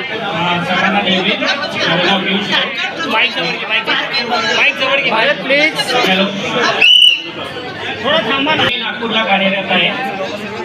सोल्युशन देण्या अगोदर मी एक गोष्ट आणखी सांगेन की तुम्ही जे कारण दिलं होतं की पार्किंग का बरं नाही म्हणली पाहिजे 2.5 एकरामध्ये, त्याच्यामुळे स्तूपाला आणि बोधिवृक्षाला धोका मिळत आहे. त्याच्या व्यतिरिक्त आणखी एक खूप मोठा धोका आहे, ते तुम्हाला सांगतो. तुम्ही रन ऑफ ऐकला आहे का? रन ऑफ एक शब्द आहे. कॉन्क्रिटायझेशन म्हणजे ब्युटिफिकेशन हे होत नाही, ठीक आहे? कॉन्क्रिटायझेशन म्हणजे ब्युटिफिकेशन होत नाही. तुम्हाला एक एक्झाम्पल सांगतो. नागपूरमध्ये जेवढे पण कॉन्क्रिटायझेशन होत आहे, रोड बनत आहे, त्यामुळे भामरागडमध्ये पूर येतो, हे माहीत आहे का तुम्हाला? आणि तुम्ही जर 2.5 एकरमध्ये कॉन्क्रिटायझेशन करता, तुम्ही पार्किंग व्यतिरिक्त काही दुसरं सजेशन करा की इथे हे बनवा ते बनवा, पण माझा पूर्णपणे विरोध आहे. तिथे काहीच नाही बनलं पाहिजे. जर तुम्हाला ब्युटिफिकेशन पाहिजे गार्डनिंग करून तिथे ब्युटिफिकेशन करू शकता. माझा या कॉन्क्रिटायझेशनला पूर्णपणे विरोध आहे. आता त्याच्यावरती सोल्युशन पण देतो मी. पार्किंगचा मुद्दा आहे, समितीला किंवा NITला तिथे पार्किंग द्यायची आहे, ठीक आहे? NMC नागपूर महानगरपालिका एरिया जे आपले रोड असतात, रोडच्या 1.5 मीटर स्पेसमध्ये पार्किंग स्पेस अलॉट करतात, ठीक आहे? तुम्ही बघितलं असेल धंतोलीमध्ये मॅक्झिमम धंतोलीमध्ये रस्त्याच्या वन साईडला पार्किंग स्पेस अलॉट करतात. ट्रिलियम मॉल आहे, त्याच्या पण रस्त्याच्या दोन्ही साईडला जो उमखानाचा रोड आहे दोन्ही बाजूला पार्किंग स्पेस अलॉट करतात. जर समितीला पार्किंग स्पेस बनवायचीच आहे तर दीक्षाभूमीच्या चारी भोवतीला दीक्षाभूमी ते निरीचा जो रोड आहे तो लक्ष्मीनगर चौक ते 8 रस्ता चौक आहे तो ते जर पूर्ण मिळवलं तरी याच्यापेक्षा जितकी स्पेस मध्ये गाड्या जे ठेवणार आहेत त्यांनी जे सांगितलं आहे 200 कार आणि कितीतरी जागा ते 1.5 मीटरच्या पार्किंग स्पेस मध्ये पूर्ण कव्हर करू शकतात. हा एक सोल्युशन आहे. आपल्याला एक निवेदन म्हणून नगरपालिकेला द्यावं लागेल की आम्हाला दीक्षाभूमीला येणाऱ्या ज्या लोकांना पार्किंग स्पेसची कमतरता आहे त्यामुळे नगरपालिकेने दीक्षाभूमीच्या आजूबाजूला पार्किंग स्पेस अलॉट करण्यात यावी. आणि बाकी लोकांनी जे एक दुसरं सोल्युशन दिलं आहे की याच्यावरती दुसरं सोल्युशन काय की आपलं हे अंडर पार्किंग थांबवण्यासाठी अंडर सेक्शन तर आंदोलन पण करणं गरजेचं आहे. तो एक त्याच्यामुळे आपल्याला फास्ट रिझल्ट मिळेल. आणि दुसरी गोष्ट जे आपल्याला सांगितलं एका जणांनी सरांनी सांगितलं होतं की कायदेशीर कारवाई तर आपण हायकोर्टमध्ये एक रिट पिटिशन टाकू शकतो ज्यामुळे जर आंदोलन केल्यावर पण जर नसेल थांबत तर हायकोर्ट आपल्याला ती जी हे जे कन्स्ट्रक्शनचं दिलं आहे ते आपण पूर्णपणे थांबवू शकतो. धन्यवाद. राहुल 1 मिनिट. 35 वर्षाचा ऍडमिनिस्ट्रेशनचा आणि एचआरचा अनुभव आहे. उद्योगात समन्वय समितीत कार्यकर्ता आहे मी कुठल्याही राजकीय पक्षाशी निगडीत नाही. हा जो मुद्दा उपस्थित झालेला आहे आपल्यापैकी काही लोकांनी माहिती दिली. सप्टेंबर पासून हे सुरू झालेलं आहे आणि आपल्या लक्षात न येण्याचं कारण म्हणजे जमिनीच्या वरपर्यंत काहीच नाही असं सांगण्यात आलेलं होतं. जमिनीच्या आतमध्ये काहीतरी बनत आहे. डिगिंग जेव्हा सुरू झालं काही का असे ना पण आता जेव्हा लक्षात आलेलं आहे की जमिनीच्या वरपर्यंत पिल्लर आलेले आहेत आणि आपण जागृत झालेलो आहे आणि आंदोलनाचं स्वरूप येत आहे.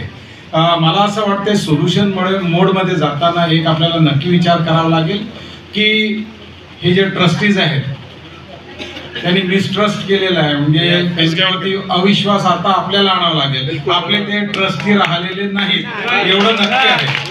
हे दबाव गट म्हणून आपल्याला त्यांच्या पुढे न्यायला लागेल की तुम्ही काय करून ठेवलं.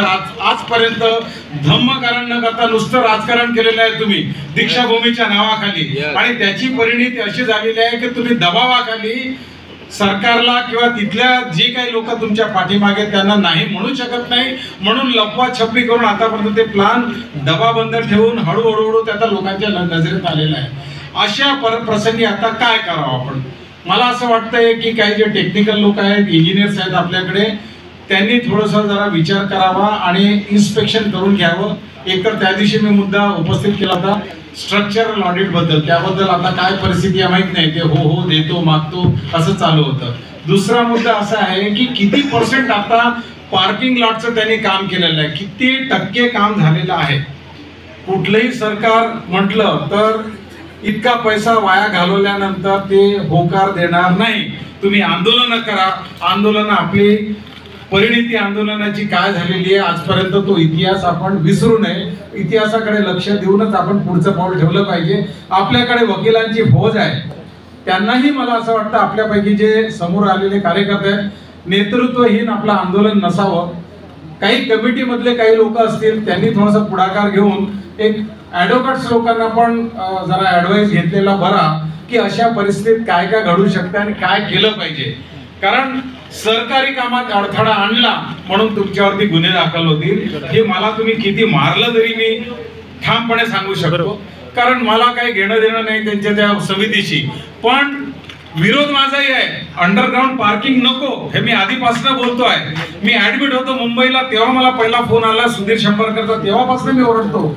तेव्हा यांनी असं सांगितलेलं वरपर्यंत असं काहीतरी होणार आहे काही सांगितलेलं नव्हतं. नाव घेत नाही समितीच्या लोकांना तेव्हाही आम्ही फोन करून विचारणा केली होती. पण आता जर तुम्हाला ट्रेड ऑफ करायचं असेल कुठेतरी निगोशिएटिंग टेबलला बसावंच लागेल. हे नाही तर ते तुम्ही दबाव गट जोपर्यंत यांच्यावरती निर्माण करत नाही की आम्हाला तुम्ही नकोच तोपर्यंत ते सरळ होणार. मग ते आजी असो की माझी असो ते एकमेकांचं नाव घेतील राजकारणात आपल्या अडकवण्याचा प्रयत्न करतील. त्याला आपण थारा द्यायचा नाही. पण त्यांना एकच सांगायचं की तुम्ही हे अशा नाकर्तेपणामुळे ही परिस्थिती आमच्या समोर ओढवलेली आहे. तुम्ही ते सांभाळू शकलेत नाही. स्मारकाचं काम आणि त्यामुळे आज जे आम्हाला भोगत आहोत ते भोगायचं नसेल तर तुम्ही पाण उतारा झालेलं बरं. स्वतः व्हा नाहीतर आम्हाला करावं लागेल. धन्यवाद. धन्यवाद सर्वांना जय भीम. मी डॉक्टर भूषण बसवे. एकंदरीत आतापर्यंत ज्या चर्चा झालेल्या आहेत त्याच्यावरून स्पष्ट झालेलं आहे की बहुतांश लोक त्या पार्किंगच्या विरोधात आहेत आणि याच्यावर सोल्युशन बऱ्याच लोकांनी आंदोलनाचा मार्ग सांगितलेला आहे. या दोन तरुणांनी या ठिकाणी एकदम चांगलं परफेक्ट सोल्युशन दिलं आहे, त्याचं मी समर्थन करतोय. आणि महत्वाचा गोष्ट आहे, हे जरी यांचे जर सोल्युशन चांगलं असेल तरी आंदोलनाशिवाय मार्ग नाही, कारण त्याच्यासाठी हे आंदोलन करावं लागणार आहे. आमचे साहेब आनंदराजे आंबेडकर साहेब यांची वारंवार या संदर्भात अपडेट घेत आहे आमच्या सोबत. ते आंदोलन साठी इथे तयार आहे यासाठी, कारण इंदू मिलचं जे आंदोलन त्यांनी 26 दिवस ते केलं आणि ते इंदू मिल घेतलं, त्याच पद्धतीचं हे काम बंद पाडण्यासाठी ते आंदोलन करणं गरजेचं आहे. मी याचं समर्थन करतो आणि आंदोलनासाठी मी आमच्या भाग घेतो. धन्यवाद. स्मारक समितीचे स्वतःला सचिव म्हणत होते, ते स्वतः म्हणजे भंतेजींना आदरणीय भंते सुरई ससाईजी असं म्हणायला संबोधायला पाहिजे. ते सुरई ससाई सुरई हे काय आहे म्हणजे सर्वात चांगलं म्हणजे सरांनी कोणीतरी सांगितलं होतं की बरखास्त करा, हेच एक सोल्युशन आहे. त्यावर सोल्युशन आहे आणि त्यांना माइंड युअर लँग्वेज हे सगळेजण म्हणू इच्छितात त्या पर्सनला आणि त्या स्वतः त्या पर्सनला पहिले बरखास्त करायला पाहिजे. थँक्यू. जय भीम म्हणतो ना मी, आगे चलो. राजेंद्र मांडणी. मी सुरुवातीपासून म्हणजे होतो NITच्या मित्रसोबत गोसावी मॅडम, वाडते सर वगैरे होतं, आम्ही गेलो आणि मध्यंतरी मी नाही राहू शकलो. पण आतापर्यंत माझं जे ऑब्झर्वेशन आहे त्याच्यात स्मारक समितीचे अर्धे लोक ह्या आपल्या मताशी सहमत आहे. आता जे अर्धे लोक सहमत नाहीत त्यांच्याशी म्हणजे पर्टिक्युलरली सुरेश ससाई काय भूमिका आहे ही आपल्या समोर आलेली नाही. तर मला वाटतं की सुरेश ससाई आणि फुलझेले माझी अगोदर सचिव यांच्याशी दोघांशी भेट घेऊन त्यांची काय भूमिका आहे आपण त्याचा हे भेटलं पाहिजे आणि त्याची भूमिका काय आहे ते जाणून मग नंतर आपण आपला मार्ग आक्रमित केला पाहिजे असं माझा विचार आहे. मैं 1956 से जब बाबा साहब ने दिशा दी थी तो मैं वहाँ पर 8 साल का था. उनके गेट के स्टेज के सामने मैं उपस्थित था. तब से आज 67 साल हो गए जिस अंडरग्राउंड पार्किंग की जरूरत नहीं पड़ी और आज की बात पड़ी है. ये मेरा उनसे स्मारक समिति से मुख्य सवाल है. ये मुझे ऐसी इन लोगों की ऐसी बू आ रही है कि इन लोगों के जेब खाली हो गए हैं. ये 200 करोड़ के ऊपर इनके स्कैम है और ये सभी अपने जेब भरना चाहते हैं. यहाँ पर मेट्रो के जो ऑफिस है वो मेट्रो के सभी लोग इस क्या बोलते अपने इसके अंडरग्राउंड पार्किंग में ये अपनी गाड़ियां खड़ा कर देंगे तो ये कौन उनको रोकेगा? इनको समिति को पैसा मिलते जाएगा, ये भी पैसा लाने का काम करेंगे. और यहाँ पर जिसकी जरूरत है जहाँ पर जो किताब की जरूरत है किताब वालों को चार्ज लगाना चाहिए, सौंदर्यीकरण करना चाहिए, मेन गेट पर चारों गेट पर तैयार करना चाहिए और कंपाउंड पूरा करना चाहिए. जिसकी जरूरत है जब किताब की जरूरत है जो बाहर से लोग आते हैं उन लोगों की वहाँ पर रहने की व्यवस्था करना चाहिए. यही क्या इनको दिखता नहीं क्या? इसका मतलब हे दीक्षाभूमी समिती NIT यांनी पुढाकार नाही घेतला. ऍडव्होकेट शैलेश नारनवरे यांनी विविध धर्माचे जे काही स्थळ आहेत आणि तिथे ज्या सोयी आहेत त्या दीक्षाभूमीला का होऊ नये तर ते महाराष्ट्र गव्हर्नमेंटला पालती केली. काही वर्ष लढले. सेंट्रल जेलच्या मागे सुद्धा जागा आहे. ती जागा यात्री निवास आणि पार्किंग साठी देण्याच्या संदर्भाने सुद्धा कलेक्टरकडे का नाही प्रस्ताव पाठवलेला आहे. त्यानंतर दीक्षाभूमीच्या बाळच्या कोपऱ्यावर जे बजाजचा पुतळा आहे तिथे मातृसेवा संस्था एक प्रिमायसेस आहे, त्याच्या बाजूला खूप मोठी जागा आहे. ती जागा पार्किंग साठी करावी. फक्त हा जो ऑडिटोरियमचा जो काही डिझाईन दिलेली आहे जे काही तिथे कार्यक्रम होतील त्या कॅपॅसिटीच्या नुसार तिथे अंडरग्राउंड ती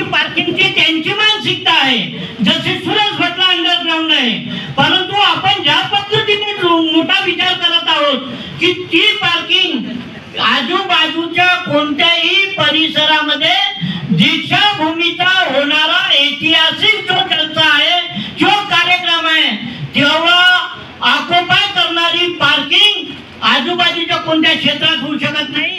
देशाच्या विविध राज्यातून लोक येतात आणि सेंट्रल जेलच्या मागच्या दोन्ही जागा आहेत त्याची मागणी केलेली आहे आणि कागद सुद्धा प्रोव्हाइड केलेले आहेत.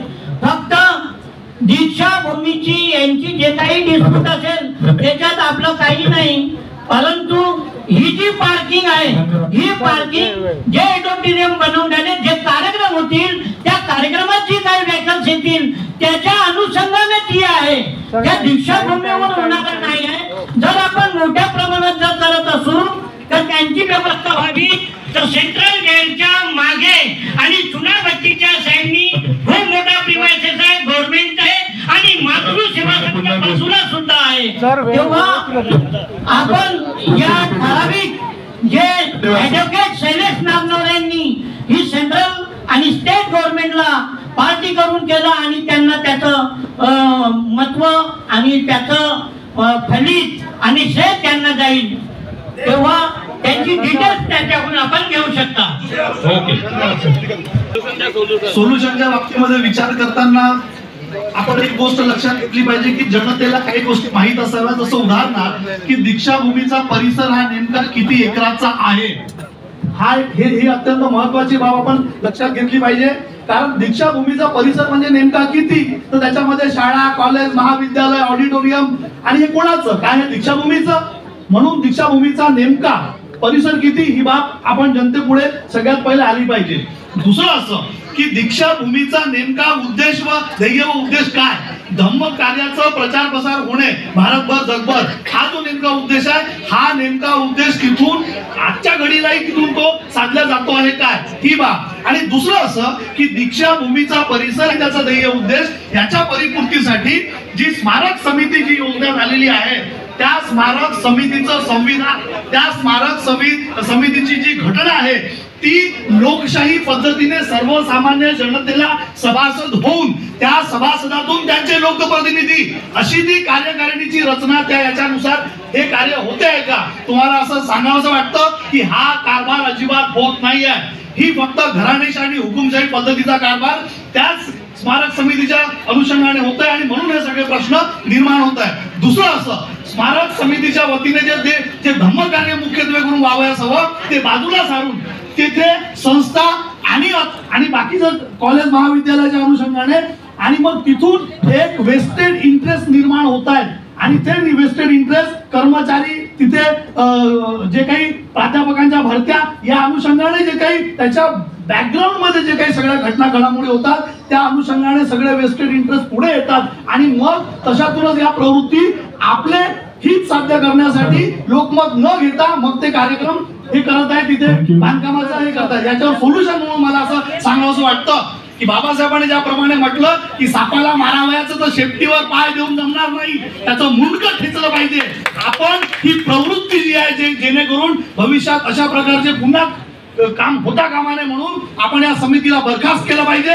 लोकाभिमुख समिती असली पाहिजे, लोकप्रतिनिधींची असली पाहिजे आणि पूर्ववत ज्याप्रमाणे दीक्षाभूमी आहे त्याप्रमाणे तिचं पूर्ववत आणली पाहिजे. एवढं तुम्ही मागणी तिथे अंडरग्राऊंड जे बनते आहे त्या भूमीवर, त्यामुळे आपल्या सर्वांच्या भावना दुखावल्या आणि त्याचा एक उद्रेक म्हणून त्याचा विरोध करण्यासाठी म्हणून आपण इथे सर्व गोळा झाला.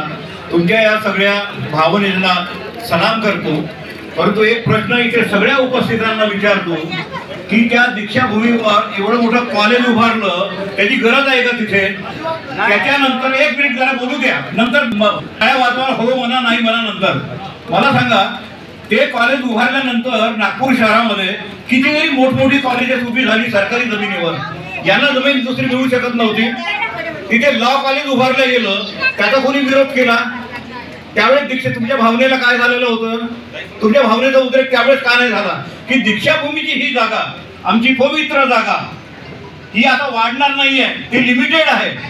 त्या लिमिटेड जागेवर हे अशा प्रकारचं जर बांधकाम करून राहिलेले आहेत तर तिथे एका तरुण मुलांनी जो एक प्रश्न उपस्थित केला तो अत्यंत महत्वाचा आहे. प्रश्न आता असा आहे की सगळ्यात आधी आपल्याला ते जे बांधकाम सुरू आहे, कारण आज सकाळची बातमी आहे की त्यांचं काम वेगात सुरू आहे, बांधकाम सुरू आहे तिथे. हे बांधकाम जर थांबवायचं असेल तर आपल्याला एकतर आंदोलन करायचं नाही, म्हणजे संघर्ष करायचा नाही, आपल्याला काहीही करायचं नाही, तर मग ते थांबेल कसं? तर आपल्याला एकतर कायद्याचा तरी आधार घ्यावा लागेल किंवा मग संघर्ष करावा लागेल. कारण संघर्ष आपल्या सर्वांच्या कपाळावरच लिहिलेला आहे. आपल्याला कोणतीही गोष्ट बिना संघर्षाने बिना आंदोलन केल्याने आजपर्यंत प्राप्त झालेली नाही. म्हणजे गाडगे महाराजांचं नाव अमरावती विद्यापीठाला एका क्षणात मिळालं, तुकडोजी महाराजांचं नागपूर विद्यापीठाला एका क्षणात मिळालं. आपल्याला 16 वर्ष संघर्ष करावा लागला तेव्हा कुठल्या विद्यापीठाला नाव मिळालं. म्हणून म्हणतो की एकतर संघर्षाची भूमिका घ्या किंवा मग कायद्याची भूमिका घ्या. त्याच्यावर जर स्टे आणता येत असेल तर सर्वात आधी एक काम करायचं आहे की ते काम थांबवणे. ते पुढे त्याचं काय करायचं नाही करायचं त्याच्यावर नंतर करता येईल, पण ते काम थांबवणे फार महत्वाचं आहे. कारण सरकारचा पैसा खर्च होऊन राहिलेला आहे त्यावर आता, आणि ते म्हणतील की आमचा एवढा पैसा खर्च झाला आता काय करायचं, आणि हा पैसा आपल्यासाठी अलॉट केलेला आहे. आणि आपण असे आहोत की एवढे खुश 204 कोटी फक्त मिळाले. हा हा हा क्या बात आहे. अरे नागपूरमध्ये त्या कोराडीचं मंदिर जरा एकदा पाहून तरी या. सरकारी पैशाने उभं झालेलं ते पूर्ण मंदिर. आम्ही लहानपणी पाहिलेलं ते मंदिर लहानचं एका कोराड्यामध्ये होतं. आज किती जागा त्यांनी व्यापलेली आहे. आज 100-150 एकर जागा त्यांनी व्यापलेली आहे तिथे त्या बावनकुळ्याने ओबीसी. आणि आमच्या दीक्षाभूमीला कुठे जागा मागतो तर भेटत नाही. आता हा प्रश्न वेगळा आहे, त्याच्यामुळे त्याच्यावर जास्त बोलू नये. प्रश्न आपण उपस्थित जे झालो यासाठी झालेला आहोत की आपल्याला ते बांधकाम थांबवणे सगळ्यात आधी महत्वाचं आहे. मग एक तर संघर्षाची भूमिका किंवा मग कायद्याची भूमिका. कायद्याला हाती घेऊन, म्हणजे आपण कायद्याला हाती नाही घ्यायचं तर त्यावर स्टे आणायचा कायद्याच्या माध्यमातून आणि ते काम बांधकाम थांबवायचं. पुढे काय होईल, पुढे काय करता येईल नंतर करता येईल.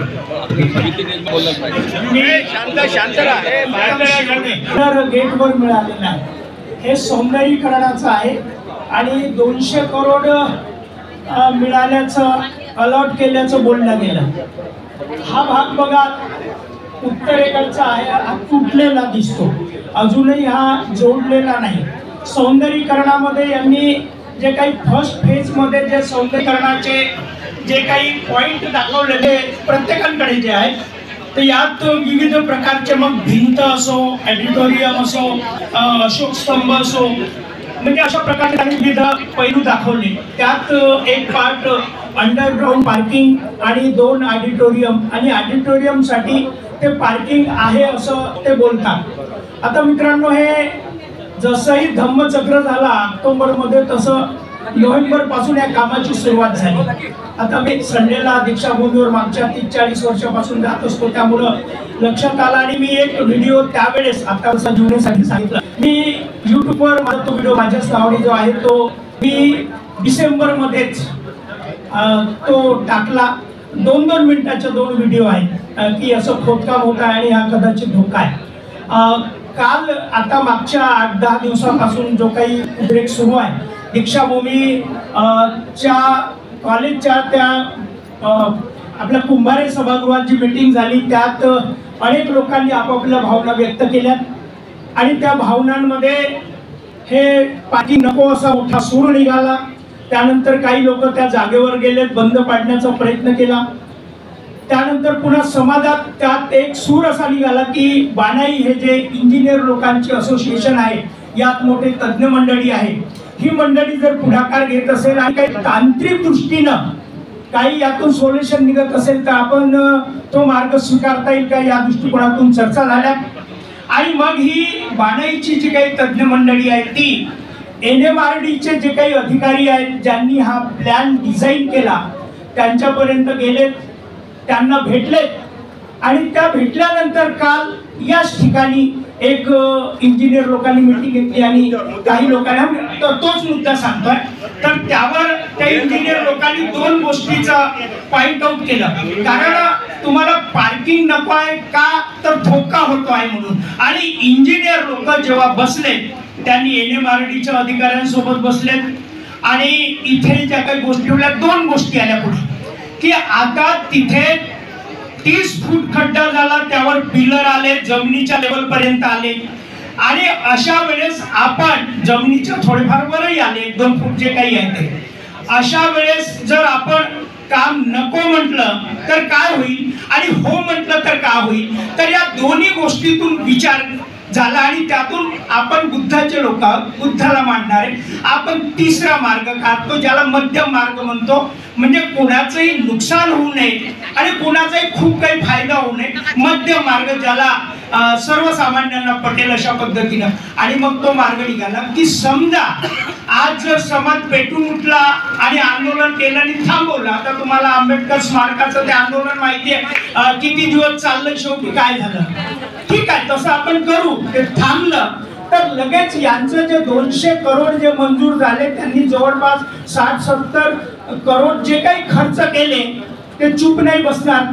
ते मग क्लेम करणार, कोर्टात जाणार.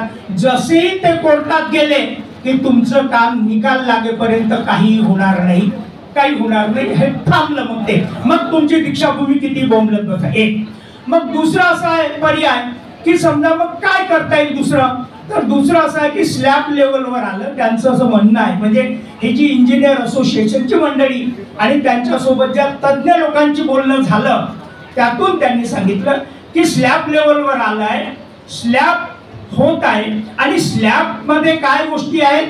एकदा स्लॅब झालं त्याच्यावर ग्रीनरी वगैरे, आता जे आपण म्हणतो माती वगैरे येते, म्हणजे कुठे काहीच दिसणार नाही. ते स्लॅब एकदा त्यांनी टाकलं की फक्त एक पार्ट असा आहे की ज्याला व्हेंटिलेशन साठी थोडंसं 1 ते 2 फूट एका साईडला काही थोडा उंचवटा होणार आहे व्हेंटिलेशन साठी. बाकी जशान तसं राहील. वर जे काही या धम्मचक्र, मी पुन्हा आज तुमच्या माहितीसाठी मी स्वतः फुलझेलेंशी आज बोललो. भंतेजींना फोन केले, भंतेजींनी नाही उचलला, पण फुलझेलेंशी बोललो. त्यांचंही म्हणणं जे आहे आणि इंजिनियर असोसिएशनचंही म्हणणं आहे, मी म्हणजे कोणाची बाजू चांगल्या वाईटाची नाही, पण समाजात उद्या जे काही वाईट जे मग वर्षोभिंती जे काही चालत आलं असं होऊ नये, त्याचा मार्ग निघाला पाहिजे. ते म्हणाले की जे काही आपल्या पुस्तकांचे यांचे स्टॉल लागतात, या धम्मचक्र प्रवर्तन दिनी पुस्तकांचे स्टॉल 100% तिथे लागतील. ते म्हणाले याला कुठेही अडचण येणार नाही, कारण ते जमीन लेवलवर सर्व बरोबर करणार आहेत, आतमध्ये सुद्धा करणार आहेत आणि या पद्धतीचं त्यांचं नियोजन या पद्धतीने त्यांनी सांगितलंय. दुसऱ्या ज्या गोष्टी आहेत, हा जो पार्ट आहे, हे 4थं जे गेट आहे दीक्षाभूमी या साईडला मागच्या उत्तर दिशेला काचीपुराचं, त्या जागेचं सुद्धा प्लॅनिंग केलेलं आहे.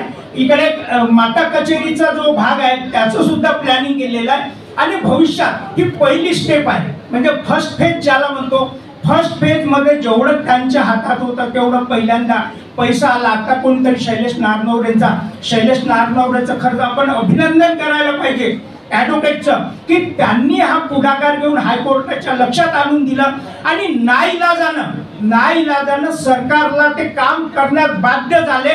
आणि मग त्या 200 करोडच्या ज्या काही विल्हेवाट संदर्भात ह्या घडामोडी सुरू झाल्या. मित्रांनो, आपण विचार करावा, कारण ते बुजवणं कठीण आहे. थांबवलं तर तो कोर्टात जातील. उद्या तुमची आपली पुन्हा ते तसंच पडीत खंडर होईल. अशा वेळेस आपण मध्यम मार्ग चांगला पुन्हा समिती सोबत बसावं. आता समिती पाहिलं की समिती 3-13 आहेत. समितीत त्यांचंच आपसात बेबनाव आहे.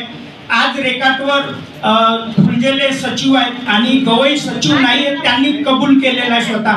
भंतेजी बोलायला तयार नाही. भंतेजीला तसंही काही पाहिजे तेवढं बोलता येत नाही, परंतु त्यांच्या वतीनं त्यांचे जे काही सेक्रेटरी आहेत ते बोलतील. आपणही इथं, कारण बाणेईमध्ये आहोत, इंजिनियर आपले हे जे आहेत इंजिनियर ते आपले जे काही लिडिंग करतायत, तर त्या दृष्टीनं पुन्हा विचार व्हावा आणि आपण खूप भावनेत न जाता म्हणजे स्थानिक लेवलवर म्हणजे व्यवहारिक दृष्ट्या आपण विचार करावा. धन्यवाद. जय हिंद.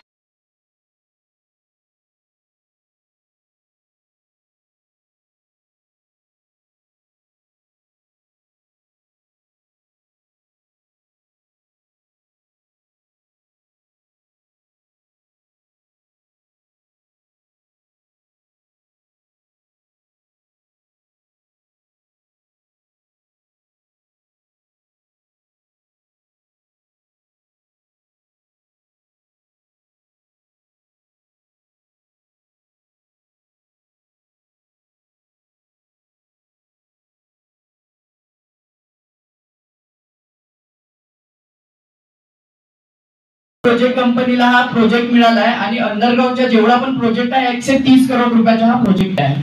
तर आता आपण बघितलं असेल नागपूरला जे गणेश नगरला पण ब्रिज झालेला आहे. सगळ्यांना लक्षात आहे की पावसाळ्यात त्या ब्रिजचे काय हाल असतात. तर जर उद्या चालून त्या अंडरग्राऊंड पार्किंग मध्ये जर पाणी साचला तर त्याची जिम्मेदारी कोण घेणार. त्याच्यानंतर आज तिथली एक्सकॅव्हेशन झालाय, कमीत कमी तो 11,609 स्क्वेअर मीटरचा पूर्ण स्ट्रक्चर आहे. तर 11,609 स्क्वेअर मीटरच्या स्ट्रक्चर मधून तिथली सॅन्ड, ज्या मातीवरती बाबासाहेब आंबेडकरांनी बौद्ध धर्माची दीक्षा घेतली, लाखो अनुयायी त्या मातीवरती उभे होते. ते आमचे धार्मिक स्थळ आहे, ते आमचे श्रद्धास्थान आहे, ते आमचे प्रेरणास्थान आहे.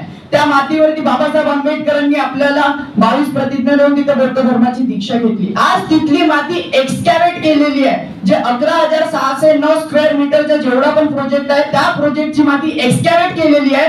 तर सर्वात अगोदर त्या कंपनीने आम्हाला उत्तर द्यावं की तिथली माती कोणाला विकली. ती माती विकण्याची आहे का, ती माती कोणाला विकली. त्याच्यानंतर त्या ग्राउंड वरती धम्मचक्र परिवर्तन दिनाच्या दिवशी लाखो अनुयायी येत असतात. जर त्या स्ट्रक्चर वरती आता तुम्हाला सध्याची झालेली घटना माहित आहे. आता काही लोक म्हणतात VNITs आणि IITsच्या इंजिनियर्स कडून तिथली डिझाईन स्ट्रक्चर जे सगळं काही प्रोसेस आहे ती डॉक्युमेंटेशनने प्रोसेस केलेली आहे. आपण बघितला भारतामध्ये कितीतरी ब्रिज पडलेले आहेत. आपल्याला सगळ्याला फक्त आपण नागपूरची गोष्ट करू तर आपल्याला सगळ्यांना नागपूरची समस्या माहित आहे की एका दिवसाच्या पावसामध्ये नागपूरच्या एक फ्लोअर बिल्डिंग पर्यंत पाणी स्टोअर होत असतो. त्याच्यानंतर नागपूरच्या मोठ्या मोठ्या स्ट्रक्चर्स मध्ये क्रॅक्स आले आहेत. त्याच्यानंतर आता जो अटल सेतू सारख्या सेतूला सुद्धा जर क्रॅक्स येऊ शकतात तर त्या स्ट्रक्चर वरती जर लाखो लोक उभे होत आहेत, हजारो आमचे अनुयायी उभे होत आहेत आणि जर त्याला क्रॅक्स आले आणि कोलॅप्स झाला तर याची जिम्मेदारी तिथली समिती किंवा NMRDA किंवा YFC प्रोजेक्ट जी कंपनी आहे हे घेण्यास तयार आहेत का, किंवा महाराष्ट्र शासनाचे मुख्यमंत्री किंवा सामाजिक न्याय विभागाचे मंत्री हे घेण्यास तयार आहेत का. सर्वात अगोदर मुद्दा हा, तिथे वॉटर स्टोअर झाला तर त्याची जिम्मेदारी कोण घेणार. आणि दुसरा मुद्दा, त्याच्यातली निघलेली माती कुठे आहे. आज आम्ही कोणत्या मंदिराची माती काढून करून विकू शकतो का ती, तर तिथली निघलेली माती कुठे आहे. कारण सर्वात अगोदर ते आमच्यासाठी धार्मिकतेचा पण सुद्धा ते आमच्यावर प्रश्न आहे. तिथं बाबासाहेब आंबेडकरांनी त्या जमिनीवरती उभे राहून बौद्ध धर्माची दीक्षा घेतली आहे. तर माझी सर्वांना हीच विनंती आहे, आम्ही नागपूरचे मित्र मंडळ कडून आहोत, आमची आपल्याला आणि त्याच्यानंतर आता तुम्हाला माहित आहे की आपल्याला कन्व्हेन्शनल सेंटर बनलं, तिथली पण पार्किंग कन्व्हेन्शनल सेंटरचे सुद्धा मेंटेनन्स प्रॉपरली होत नाही. पार्किंगची सुद्धा व्यवस्था झालेली आहे पण तिथला मेंटेनन्स होत नाही. कालांतराने जर याच्या क्रॅक्स आले, जर खाली स्ट्रक्चरल डिफॉल्ट झाले, कोलॅप्सेशनचे प्रॉब्लेम झाले तर त्याचा मेंटेनन्स कोण करणार. आणि त्याच्यानंतर सुद्धा अशा पुष्कळशा समस्या आहेत. म्हणून आमची तुम्हा सर्वांना हीच विनंती आहे की बघा, तिथला बाकीच्या जो रिडेव्हलपमेंटच्या काम आहे तो थांबला नाही पाहिजे.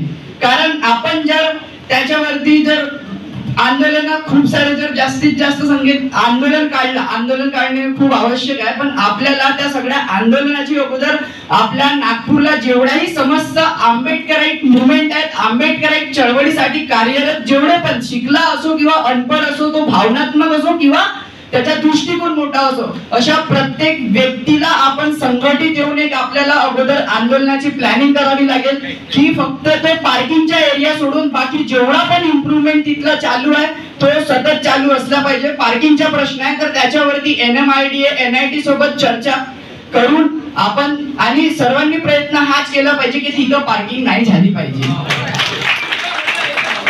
एक मिनिट, उत्तम शेवडेंनी जे काही इथं सांगितलं, काही तज्ञ बाणाईचा जो तज्ञ शिष्टमंडळ आहे, आर्किटेक्ट आहे, त्याच्यामध्ये मोठमोठे इंजिनियर्स आहेत, ते NMRDAच्या जे काही इंजिनियर्स आहेत त्यांच्याबरोबर त्यांनी मीटिंग घेतली आणि त्याच्यामध्ये NMRDA वाल्यांनी यांना सजेस्ट केलं की आमचं हा बांधकाम वर्ल्ड क्लास आहे, परंतु आमचं हे म्हणणं म्हटलं त्याच्यामध्ये तुम्ही आम्ही हा जो शिष्टमंडळ आहे एक पॅनल, एक्सपर्ट पॅनल म्हणून तुम्ही जावा, त्यांचं काय म्हणणं पडते. परंतु त्या शिष्टमंडळाला बाणायच्या आम्ही हेच सांगितलं की आम्ही जनतेच्या समोर ह्या भावना ठेवू, परंतु जनतेचा आता हा कल लक्षात घेता सर्वांचं हे म्हणणं आहे की दीक्षाभूमीच्या परिसरामध्ये जे बांधकाम होत आहे ते भविष्याच्या दृष्टीने फार मोठा धोका आहे. धोका होऊ शकतो, चेंगराचेंगरी होऊ शकते, इतरही धोके. म्हणून आमचा एकच मुद्दा आहे, दीक्षाभूमीचा अंडरग्राऊंडचा पार्किंग आहे तो नकोच नको. लाखो करोडो रुपये तुम्ही ब्रिजेस तोडता, छत्रपती नगर देतो तुम्ही, तिकडचे ब्रिजेस बघा, करोडो रुपये सरकारने व्यस्त केलेले आहेत. मग आमच्या दीक्षाभूमीसाठी फक्त हा एवढासा 200 कोटी रुपये तुम्ही काय हे करू शकत नाही का? हे सर्व लोकांनी लक्षात घ्या. भावनात्मक दृष्ट्या आम्हाला तिथं खंडार पडलेले आहे असं नाही. हा हजारो वर्षापर्यंतचा कितीतरी पिढ्यापर्यंतचा प्रश्न राहणार आहे, धोका राहणार. हा धोका आताच मिटवण्याचा आपण प्रयत्न करूया, त्याच्यासाठी संघर्ष करू, त्याच्यासाठी कोर्ट कचेऱ्या करू. धन्यवाद.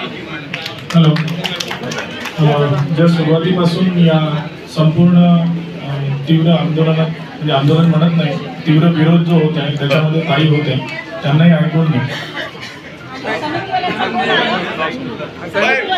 नाव आहे कविता लांडगे. सगळ्यांना माहिती आहे, परिचयाची आहे मी, आणि ज्यांना नसेल माहिती त्यांनी परिचय करून घ्या. पहिली गोष्ट, पहिल्या दिवसापासून जे राजेंद्र गवई सरांसोबत जी बैठक झाली आणि त्या बैठकीमध्ये आम्ही त्यांच्याशी जी चर्चा केली त्यामध्ये राजेंद्र गवई सरांनी असं कोणतंही सकारात्मक उत्तर दिलेलं नाही. पहिला मुद्दा, त्याच्यामध्ये त्यांनी हे सांगितलं की मला माहीतच नाही, हा फुलझाले सरांवरती सोपवून दिला. त्यानंतर आम्ही तिथे वक्त्यांनी वैशाली ताई, मी आणखी पुष्कळ कार्यकर्ता होते, तिथे आम्ही आवाज उठवला की आम्हाला अंडरग्राऊंड पार्किंग नको पाहिजे, कारण ही धोकादायक आहे. कारण येणाऱ्या याच्यामध्ये धम्मचक्राला 5 लाख अनुयायी येतात, 10 लाख येतात, तर त्या अंडरग्राऊंड पार्किंग मध्ये तिथे घुसून काय गोवारी हत्याकांड घडवायचं आहे काय? पहिला मुद्दा. त्यामध्ये आम्ही त्यांना म्हटलं की आम्हाला अंडरग्राऊंड पार्किंग पाहिजे नाही. त्यानंतर मी इथून गेली, माझं ऐकलं सगळ्यांनी. मला समितीच्या एका सदस्याचा फोन आला, मला बोलले लांडगे मॅडम हे तुम्ही करत आहे हे बरोबर आहे का? मी म्हटलं मी करत आहे हे बरोबर चुकीचं आहे, तर तुम्ही काय करतात हे बरोबर आहे का हे सांगा, हे सांगा. तर त्यांनी म्हटलं की काय बरोबर आहे आम्ही सांगू, तर सांगा म्हटलं. जो महत्वाचा मुद्दा आहे अंडरग्राऊंड पार्किंग आणि धम्मचक्र परिवर्तन दिवसाला किंवा इथं बोध बांधव येतात त्यांच्यासाठी पार्किंग करण्यात येईल म्हणून राजेंद्र गवई सरांनी सांगितलं. पण त्यामध्ये आम्ही म्हटलं होतं की कॉलेजसाठी पार्किंग आहे. त्यांनी मला म्हटलं लांडगे मॅडम हे कॉलेजचे लोक कुठे जातील, मला असं बोलला खरं बोलला की आम्ही कॉलेजच्या लोकांसाठी इथे पार्किंग करत आहोत आणि नाही इथं बुद्ध बांधवासाठी करत आहोत. आणि हा जो फंड आला म्हटलं, जो तुम्हाला 2 करोड 200 करोड आला, आपल्या घरात भरा. तुम्ही तितके भुके असेल कारण तुम्हाला चपला सुद्धा विकून जातात, त्याचे सुद्धा तुम्ही पैसे घेता, बरोबर आहे. तर तुम्ही 200 करोडामधून तुम्ही 100 करोड आपल्या खिशात टाकणार आणि 100 करोडचं काम करणार. आम्हाला सौंदीकरणाचा विरोध नाही आहे, पण अंडरग्राऊंड पार्किंग आम्ही जेव्हा डॉक्टर बाबासाहेब आंबेडकरांनी धम्मदीक्षा दिली 5 अनुयायी लोकांना दिली, 5 लाख अनुयायी लोकांना दिली. आमचा इथे माप येते, त्यांच्या काय उरावऱ्या गळ्यांवर काही प्रश्न मी त्यांना केला, आम्हाला अंडरग्राऊंड पार्किंग नाही पाहिजे. दुसरी गोष्ट, कॉलेजसाठी आम्ही जागा दिली आणि पहिले 22 एकर होती म्हटलं, 22 एकर मधून तुम्ही 14 एकर केली आणि 14 एकर मधून आता 1 एकर तुम्ही ठेवलेली नाही म्हटलं. हा शब्द मी त्यांना बोलली, तर ते मला बोलले ताई तुम्हाला तर म्हणजे खूपच प्रॉब्लेम आहे. म्हटलं हो, आमची जनता कुठे बसणार, आम्ही कार्यक्रम महिलांचे कुठे घेणार, आम्ही बुद्ध महोत्सव 3 दिवस घेतो हे कुठे घेणार, आंबेडकर जयंतीचे कार्यक्रम घेतो हे कुठे घेणार. तर त्यांनी म्हटलं तुम्ही घेता का समितीचे, समिती बसवली. म्हटलं आम्ही तेव्हा हे बसले, आम्हाला 56 वर्षापासून 70 वर्षापासून गुमराह करत आले, आम्ही ऐकत आलो. पण आता आम्ही आणि आता बंदीचं नाव सांगितलं राजेंद्र गवई सरांनी. त्यांना म्हणायचं आम्हाला काय माहित, आम्हाला पावर नाही आहे, आम्हाला म्हणे सुराई ससाई भंतीजीनं ते पावर तिथे डेपो केलं म्हणे. तेव्हा मी हे बांधकाम चालू केलं. बीज संमतीच्या शिवाय सुराज ससाई बंदी दिला याच्यासाठी हे समोर आणणं चाहतात तर ते एक जीवनधारी आहे आणि जीवनधारीचा हे लोक मान सन्मान करतील आणि हे कुठेतरी काम थांबवतील हे त्यांचा मनोवाद आहे. आम्हाला हे मान्य नाहीये. आम्हाला आता एकच मनाचं आम्ही सुरुवातीपासून तिथे येत आहोत आणि आम्हाला सोल्युशन हेच काढायचं आहे की सुरुवातीपासून तिथं पहिली गोष्ट तर जर ही समितीने जर आता बांधलं इथे प्रश्न केला की तिथे पिल्लर मोठे मोठे उभे झाले जेव्हा हे सडक बनवण्यासाठी बुलडोजर लावून बिल्डिंग तोडतात तर आम्ही यांचे पिल्लर नाही तोडू शकणार का? यांचे पिल्लर नाही तोडू शकणार का? आणि जर यांची इमारतही उभी जर झाली जर राहणाऱ्या घरातल्या लोकांना हे बाहेर काढतात तेव्हा बिल्डोजर लावून त्यांना सडकीवर आणतात तर आम्ही हे इमारत तोडू शकणार नाही. आमची आंबेडकरी जनतामध्ये ही शक्ती निर्माण करायची आहे कारण आंबेडकरी जनता आता इथे जो एकोप्यानं इथं उपस्थित झालेली आहे. दीक्षाभूमीवर आम्ही जातो तो रोज 50 लोक राहतो आणि कधी 20 लोक राहतो. त्या दिवशी आम्हाला त्यांनी धमकी पण दिली तुम्ही बसा चला नेतो न्या म्हटलं आम्हाला कुठे न्यायचं आहे नाही. आता आम्हाला सोल्युशन एकच आहे.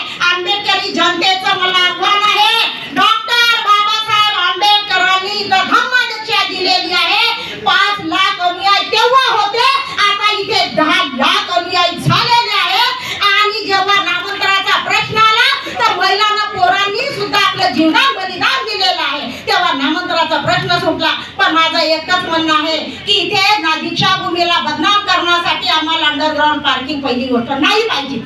त्याच्यानंतर आम्हाला दुसरा प्रश्न हे आहे की आमची जे दीक्षाभूमी होती त्यांनी सौंदर्यीकरण करावं तिथे राहण्यासाठी त्यांनी घर रूम बांधावं शौचालय बांधावं त्यांनी तिथे आमचे स्टॉल लावावे त्याच्या पुस्तकासाठी आमच्या भगवान बुद्धाच्या बाबासाहेबांच्या संविधानावर देश चालते आणि आमच्या बाबासाहेबांचं दुकान एका रोडावर लागते याची यांना लाज वाटत नाही का? आम्हाला ते आतमध्ये पाहिजे नाही ते दुकान यांनी खोलावं आणि आम्हाला कोणत्याही हालतीत आम्हाला एकच आव्हान आहे जर हे ऐकले नाही तर आम्ही यांना बुलडोजर लावून आमची महिला शक्ती करेल. जर पुरुष नाही आली तर आमची महिला शक्ती करेल. जर पुरुष याच्यात आम्हाला समोर आले नाही तर आम्ही बुलडोजर लावण्याची स्मारक पाडू. आम्हाला अंडरग्राउंड पार्किंग नाही पाहिजे आणि त्याच्यानंतर आम्ही महिलांना आमचं एकच सांगणं आहे की तिथे या आणि आव्हान करा की आम्हाला अंडरग्राउंड पार्किंग नाही पाहिजे. आणि एकोप्याने आंबेडकरी जनतेला मला हे सांगायचं आहे की मतभेद बाजूने टाका आणि दीक्षाभूमी वाचवण्यासाठी एकत्रित या आणि आंदोलन उद्यापासून दीक्षाभूमीवर अशा उपस्थितीमध्ये दाखवा आणि 1 तारखेला कमीत कमी 4 ते 5 हजार लोक तिथे दाखवा आणि आम्हाला समिती यांची बरखास्त करायची आहे आणि मला बरखास्त करून राहू म्हणजे राहू आणि माझं हेच आव्हान आहे की आम्हाला इथं पार्किंग नको पाहिजे. यहाँ पे जेंट्स लोगों ने बोले हैं और लास्ट में 5 मिनट में सिर्फ महिलाओं के हाथ में माइक गया है. आप लोगों ने भी इसकी बात मानना चाहिए था और खड़े हो जाना चाहिए था. मैं जब इसलिए खड़ी थी कि जब तक ये बैठे रहो ना हाथ में माइक नहीं मिल रहा है इसलिए मैं खड़ी हो गई थी. और 50 समय सिर्फ महिलाएं बोलेंगी लेकिन अभी क्या बोलेंगे सर 5 मिनट में हम लोग आपको 1 घंटा देते आप लोग 1 घंटा देते बोलिए 1 घंटा है आपके पास. हम लोग यहाँ पे सबसे पहले आए थे और डॉक्टर मिली जी ने छत्रछाया हम लोगों ने यहाँ आकर सबसे पहले आवाज उठाई थी. उसके बाद में फिर बाकी लोग आए. मैं ये चाहती हूँ कि हम लोग एकदम साधारण जनता है. हम लोग बड़ी बड़ी इंजीनियरों की बात नहीं जानते. हम लोग बड़े बड़े वकीलों की बात नहीं जानते. यहाँ पे दीक्षा भूमि के बाजू में बाहर में बड़े बड़े पोस्टर नूतनीकरण के लगाए हैं जिसके नाक के नीचे वहाँ पे पार्किंग का काम शुरू है. हम लोगों को बस इतना ही कहना है कि हमको पार्किंग नहीं होना. अगर आप सौंदर्यीकरण करना नहीं चाहते हो तो ना करो लेकिन पार्किंग पे हमको नहीं होना. हमारे दिशा में जैसी थी हमको वैसी चाहिए. मैं ये बात और कहना चाहती हूँ कि जैसे बाबा साहब ने कहा है कि जो शेरनी का दूध पीता है वो गुर्राता है और गुर्राएंगे हम क्योंकि हम लोगों ने वो दूध पिया है. और हमारा गुर्राना बोले तो आंदोलन है क्योंकि कहा है कि अधिकार मांगने से नहीं मिलता उसको छीनना पड़ता है. और इसलिए हमारे आंदोलन हमारा अधिकार लेकर रहेंगे और आंदोलन की शक्ल में हम लोग हमारा अधिकार लेकर रहेंगे. इसलिए मैं अपना समर्थन देती हूँ कि हमको ये पार्किंग नहीं चाहिए मतलब नहीं चाहिए बिल्कुल नहीं चाहिए.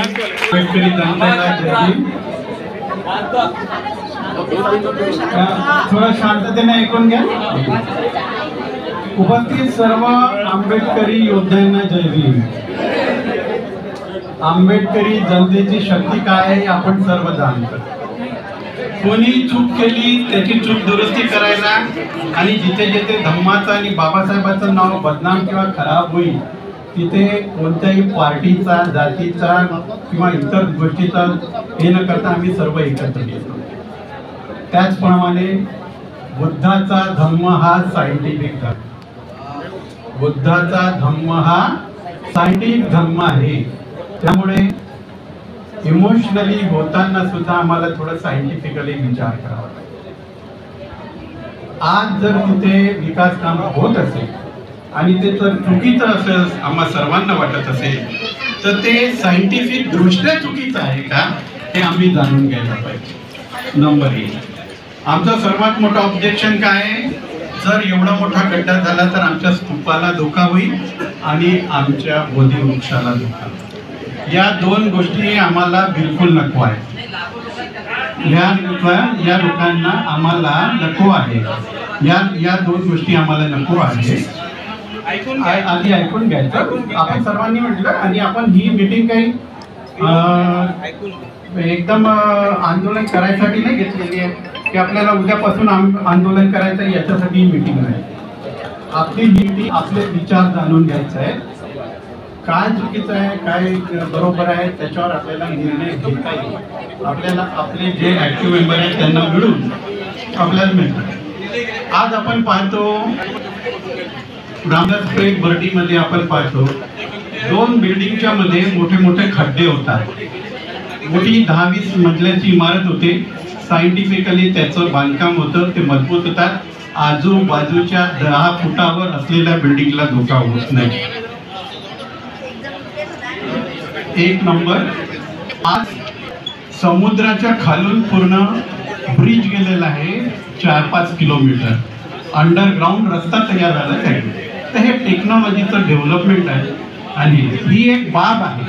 सर्वांचं जे असेल त्या सर्वांसोबत जाऊ ती गोष्ट असेल, पण आपल्या जर निर्णयामुळे आपला जर नुकसान होत असेल तर आपण विचार करायला पाहिजे. सर्वात पहिले आमचा विचार हा व्हायला पाहिजे की आमच्या विचारामुळे आमच्या ॲक्शनमुळे आपलं नुकसान नको व्हायला पाहिजे, आपल्या स्तूपाचं नुकसान व्हायला नाही पाहिजे.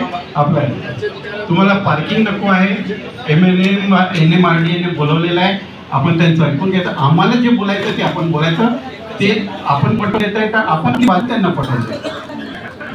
आणि त्याच्यानंतरही जर आपल्या सर्वांना वाटत असेल की आम्हाला नकोच आहे तर ते कोणी तुम्हाला जबरदस्ती करत आहे. तुम्ही बांधलेलं याचंही तुम्ही हे करू शकता. पण कोणती ॲक्शन घेताना आमच्याकडे शिकलेले लोक आहेत, doctor, engineer, structural designer, architect, engineer, हे आपली कसोटी पणाला लावून तुम्ही प्रूव्ह करा की हे कसं धोक्यात आहे. जर ते म्हणतात की आम्ही तुम्हाला सांगतो तर तुम्ही पण आपण आपली कसोटी लावून घ्या. आणि त्यानंतर जर समाजाने जर हे केलं आहे तर मग समाज जे डिसिजन घेईल ते फायनल. पण जे करायचं आहे ते युनिफॉर्म डिसिजन घेऊन सर्वांनी मिळून करा, एकत्रितपणे करा. आणि जेव्हा आंदोलनही करायचं तेव्हा मग मागे हटू नका. मग जर करायचं असेल तर मागे हटू नका, मग ती गोष्ट तुम्ही रेटून नका. अभिषेक फुलकर एक बात बोलना चाहता हूं मैं आपको. 1 तारीख को छुट्टी रहेगी, तभी भी छुट्टी लगाना है. लाखों लोग आना चाहिए और पावड़ा में उसको कहीं साले करेंगे तो अपन वहां जाके ना मट्टी डाल के आएंगे और एक मशीन लेके पूरे काट देंगे. अशोक सम्राट जी ने कहा था कि मैं शांति के मार्ग पे चलूंगा, लेकिन मेरे राज्य पे जब हमला होगा तो मैं तलवार उठाऊंगा. तलवार उठाने की बात है. सारा कोई भी आए टुपा के जब देखो जब साले मार के चले जाता. क्या साले काम के ऐसी समझे क्या चुटिया? 70 साल में साले संगठित नहीं हो सके, इसीलिए संगठित हो. और 1 तारीख पे 1 लाख लोग आए और करके दिखाओ. जय भीम नमो बुद्धाय 1 तारीख को. आता जे एक्सप्लेन केलं होतं त्या सरांचं नाव मला माहिती नाहीये, पण त्यांनी एक मिनिट आता जे एक्सप्लेन केलं होतं बघा, काही लोक आपल्याला हे कन्व्हिन्स करायचा प्रयत्न करत आहेत की हे कन्स्ट्रक्शन कसं बरोबर आहे. मला सांगा, आपल्या देशामध्ये कुठल्याही धार्मिक स्थळांमध्ये पार्किंग आहे का? कुठेच पार्किंग नसतं. कोणत्या धार्मिक स्थळावर पार्किंग नसतं, तिथं धार्मिक कार्य केलं जातं. आपल्या दीक्षाभूमीचे बँड वाजवलं जात आहे, तिथे सगळं तिथे पूर्ण कमर्शियल केलं जात आहे. त्याच्यामुळे हे जे कन्व्हिन्स करणारे लोक यांना आपण उधळून लावलं पाहिजे. आणि सगळ्यात महत्वाची गोष्ट म्हणजे 1 तारखेपर्यंत अजून किती तिथे काम होईल, तेवढं काम आपल्याला कसं थांबवता येईल, तो आता काम जेवढं झालेलं आहे ते काम थांबवणं सगळ्यात महत्वाचं आहे. कारण पहिल्यांदा का तिथे काम सुरू व्हायलाच नको होतं. आपल्याला या गोष्टी माहीतच नाही होत. कामं सुरू होतात, 20% 30% काम होऊन जातं आणि आपल्याला माहित होऊन जातं. त्याच्यामुळे आपल्याला 1 तारखेपर्यंत आपण जी स्ट्रॅटेजी करायची, पण आता आपल्याला जी मीटिंग घेतली आहे, सगळ्यात महत्वाची ते समिती बनवणं, कमिटी बनवणं आणि स्ट्रॅटेजी करणं, हे आता ठरायला पाहिजे, या ठिकाणी ठरायला पाहिजे असं माझं म्हणणं आहे. थँक्यू. अब सब लोग बताओ, पार्किंग चाहिए कि नहीं चाहिए? ये बात है, पार्किंग अगर किसी को नहीं चाहिए तो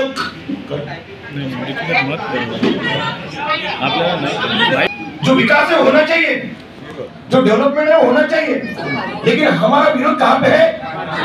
सिर्फ पार्किंग के लिए. तो हमें पार्किंग के लिए ही विरोध करना है.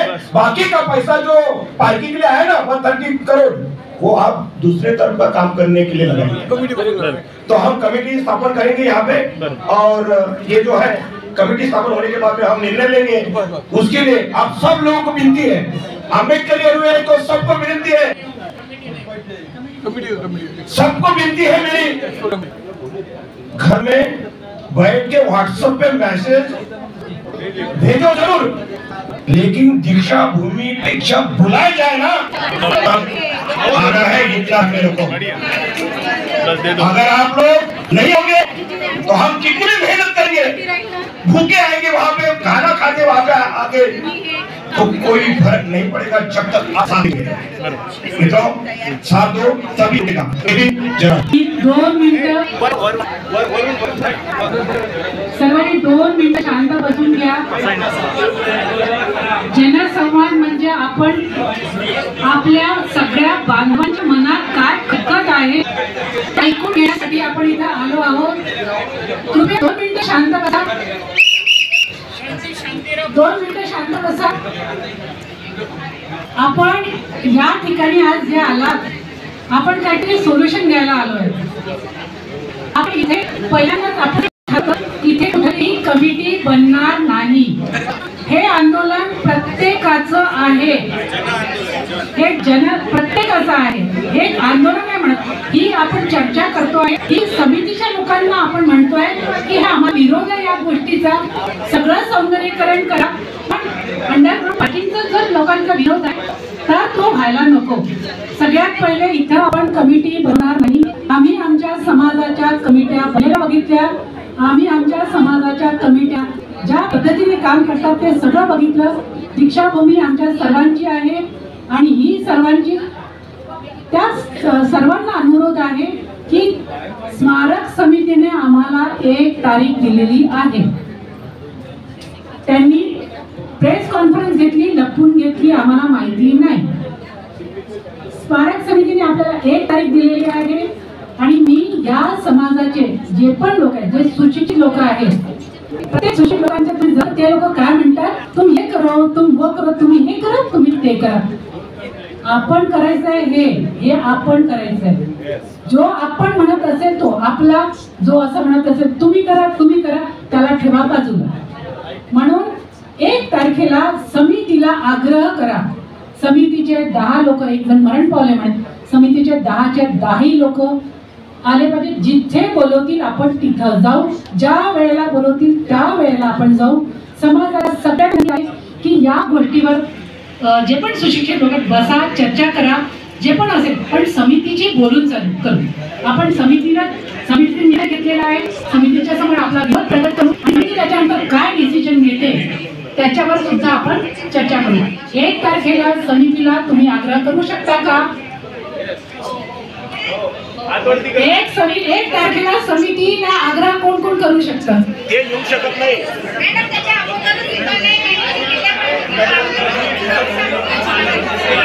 कारण तारखेच्या वेळेस बघा काही आंदोलन आपण करू, आंदोलनाशिवाय संघर्ष, पण काय असतं ना, समितीची आपण एकदा चर्चा करू आणि ती चर्चा 1 तारखेला दिली आहे. 1 तारखेला पोलिसांनी सुद्धा आम्हाला कमिट केलाय की कोण नाही असेल आम्ही त्याला पकडून आणू. तर आपण 1 तारखेपर्यंत वाट पाहू सगळ्याचे. एक मिनिट आपण काय केलं, आज जेवढे लोक जमले ना त्या सगळ्या भावा बहिणींनी जर एवढ्या 6 दिवसांमध्ये तिथे आले असते ना तर बरंच काही परिवर्तन घडू शकलं असतं. आपण काय करतो, फक्त व्हॉट्सअपवर करतो, हे व्हायला पाहिजे, हे नाही व्हायला पाहिजे. आपण 1 तारखेपर्यंत वाट पाहू. 1 तारखेपर्यंत तुम्ही तुमच्या लोकांच्या सह्या घेऊन या की आम्हाला हा नाही पाहिजे. आपण 1 लाख सह्यांचं जे टार्गेट त्यांच्या समोर ठेवलं तर आपण त्यांना म्हणू शकतो की आम्हाला हे नाही पाहिजे. तर 1 तारखेला समितीच्या लोकांना कोण आणू शकतं, आता हात वरती करा. समितीच्या लोकांना तुम्हाला सगळ्या समितीचे नंबर देऊ आम्ही. आज जाताना सगळ्या समितीचे नंबर घेऊन जा, सगळ्यांना तुम्ही फोर्स करा, कारण ही समिती ही आमची ट्रस्टी आहे. या समितीला आपण काय केलंय, रखवाली करायला दिली आहे, दीक्षाभूमीची रखवाली करायला दिली आहे. तर या समितीला आपण ज्या विचारलंच पाहिजे. प्रश्न पैशांचा नाही आहे, ते त्यांनी सौंदर्यीकरणावर करावं का, पण जनतेने 1 तारखेला त्यांना बोलवा. सगळ्यांचे नंबर आम्ही, तुम्ही जर इथं असाल सगळ्यांना व्हॉट्सअपवर येऊ, सगळ्यांना मेसेज पाठवा, फोन करा, 1 तारीख फायनल करा. 1 तारखेला जी वेळ राहील त्यावेळेस आपण समितीला भेटायला जाऊ. त्याच्यानंतर आपण काय करायचं ते ठरवू.